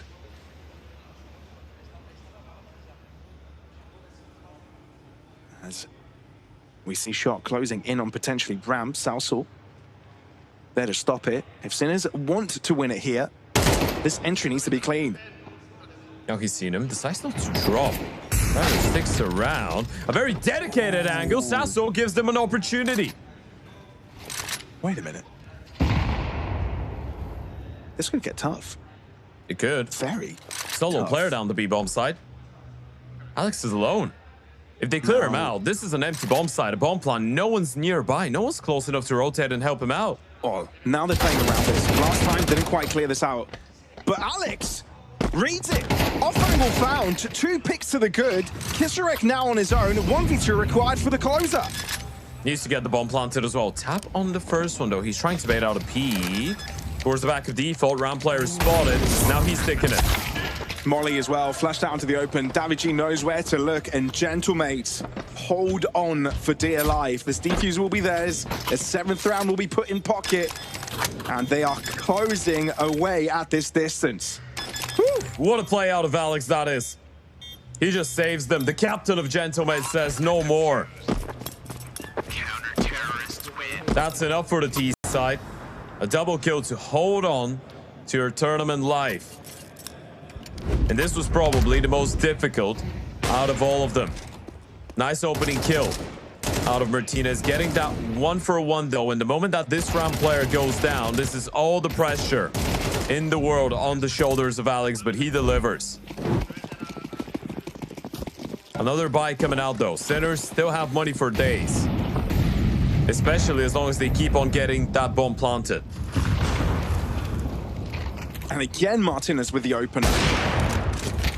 Oh, tag down. Tries to answer back. He's tagged his opponent, but it's through the box, so doesn't quite get the finishing blow. And you've got Alex to deal with on close proximity. They don't check him. This is huge from Alex. This crumbles Sinners' attack right there and right now. Okay. Now this is starting to look interesting. Still all 5 alive. Alex has just hit 20 bomb. What a performance out of the IGL. They were just so occupied by that initial bullet from Martinez, the reface as well. They didn't even think about the possibility of Alex having that first spawn and getting in towards Africa.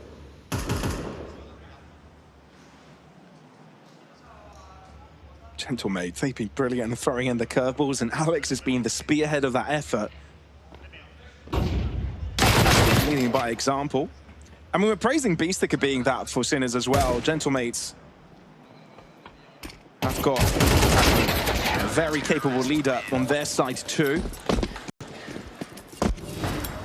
This is the biggest tournament Alex has played in Counter-Strike 2. Well, best.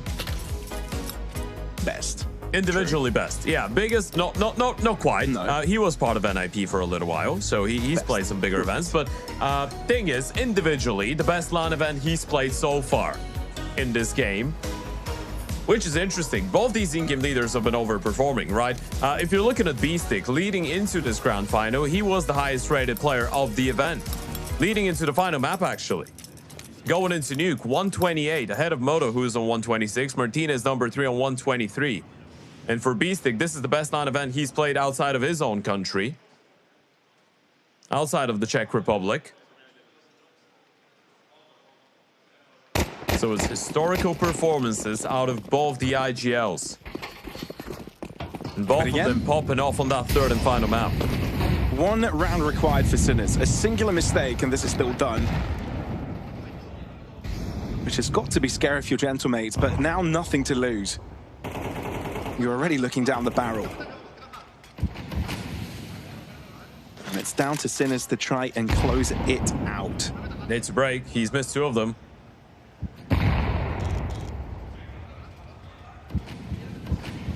More nades being thrown as well. Martinez there to help out, but isn't able to spot out anyone. They don't have another nade, right? This was the only one, the one that Martinez throws over. So they need to rotate people down to B bomb side, but they don't really know how many. They haven't really pushed in towards the lobby either. So this is a bit of a gamble coming out of the Gentlemates. You can make an educated guess, but you don't really know that there's 5 players on the other side of this fight for Davi. So, how much damage can Davi inflict? A big question. Being toyed with at the start, moving away from the angle, and now having to deal with a site defense by himself. Salso joining in, and that's the right moment to do it. Davi being burnt up, but somehow finding a gap between himself, the molly, and the door. And continues to hold his ground. It's ridiculous. Sinners falling to the wayside, unable to get something done. Gentlemen know they can balance pushing one from another. Good comms mid-round. And again, Sinners collapse. Gentlemates are closing in. And for Sinners, this is scary. What a mental round that is out of daviG. It can't be stressed out how much impact he's bringing to the table with this play. He's under so much pressure, under so much scrutiny. There's 5 players running down at his bomb site. He's mollied out, surrounded from the other side. Phenomenal support being provided from Sasso and towards the round. But daviG staying alive for such a long time, able to get the ult kill. Sasso with a triple, daviG with a double. That's the dream team. 3 rounds away, and one of them is an anti-eco. Of course it's Martinez again. Sure, it's an anti-eco, and of course it's going to be easier for Gentlemates. But Martinez has been a constant on the second half. As soon as he's had this AWP in his hand, it's been a completely different story. Now, can Sinners help their case by getting a few more kills, maybe a bomb plant? Yeah, it's just the opening kills into our south side, isn't it? Right? This is back-to-back-to-back rounds where Martinez just gets the opening pick into our south side with the AWP. Every single round is just starting in a 5v4 for Gentlemates at 140, 145. Makes it a lot easier to dictate the pace. Feel like you can allow yourselves to take more chances, but it feels like everywhere around the map, they've started feeling more and more comfortable. That's a nice shot out of Beastic. You will need a little bit more though, and Martinez is locked in. And locked out is the in-game leader, Moto, in a 1v4. What can you really do, bar maybe getting 1 or 2 picks? And even 1 might be too much. A shot out of the Oper. P250 does it. 10 rounds, double digits acquired for the Gentlemates. Hold your horses. We might have another overtime on offer. So 4 in a row, 2 more to go. Looks very much doable for Gentlemates. Now, how do you turn it back? Sinners needing a little bit of magic. They've got another buy round, right? AKs everywhere, util and all belts. Is this where Sinners seal their LORGAR Rankings Season 1 title? And it is looking like a quick vent pop. The fact that Mopus plays aggressive means that he's the first one to drop. A quick trophy room push from Gentlemates too, but it doesn't give them anything. That's the change. This is the first round in such a long time that they've not been able to get the opening kill, and Martinez now is desperate to try and level things up. But overstaying his welcome might be ill advice. He can just hold on to that part of the map, allow his teammates to gather up and play together, but this is the best chance that Sinners have had to close it out in a long time. And that's why he's patient. But for now, even though he's not getting picks, he's getting information that Sinners are not testing this area. I mean, that's true. Flooding it in numbers. But they can cross down B, right? And there's the double rotation. This is going to be a very brawly round. Alex needs at least 1. Oh, head ripped off his shoulders. daviG around, but Kisarek denies it completely. Now Salsor and Martinez are the 2 final hopes for Gentlemates. But this is no easy task. 5 players up against them. Martinez can smell there's something up in front of him. Shock will not be aware. But Martinez misses him. What? He doesn't check. He walks in front of Shock. Cannot believe his eyes. That just happened. And Salsor, all that remains. And Trigger Discipline is the only thing he's got, but as soon as they realize he's around, they're tailgating into the other side of the world. Mono's on the chase, headshot will land, and Sinners secure their 2nd LAN victory of the year. And the LORGAR Rankings Season 1 title is theirs. The 2026 first season has been a real dream, a miracle for the Sinners organization. From picking up Moto at the start of the calendar year, going through the likes of so many VRS LAN events to try and make it into the major. Finally, changing the history of the organization for Beastic and for Shock has been 6+ years representing that Sinners name. And under that international banner, they finally achieved some of that greatness that they've been trying to get to, making it into Cologne and now going into Barcelona to keep adding to the tally. This first season has been much better than everything we've seen so far out of these guys. And now we'll be seeing Sinners hoist their trophy. That's rightfully theirs. Sinners your 2026 LORGAR ranking champions. What a tremendous effort. 2-0 across the playoffs, apart from the finals, and let's be fair, gentlemates,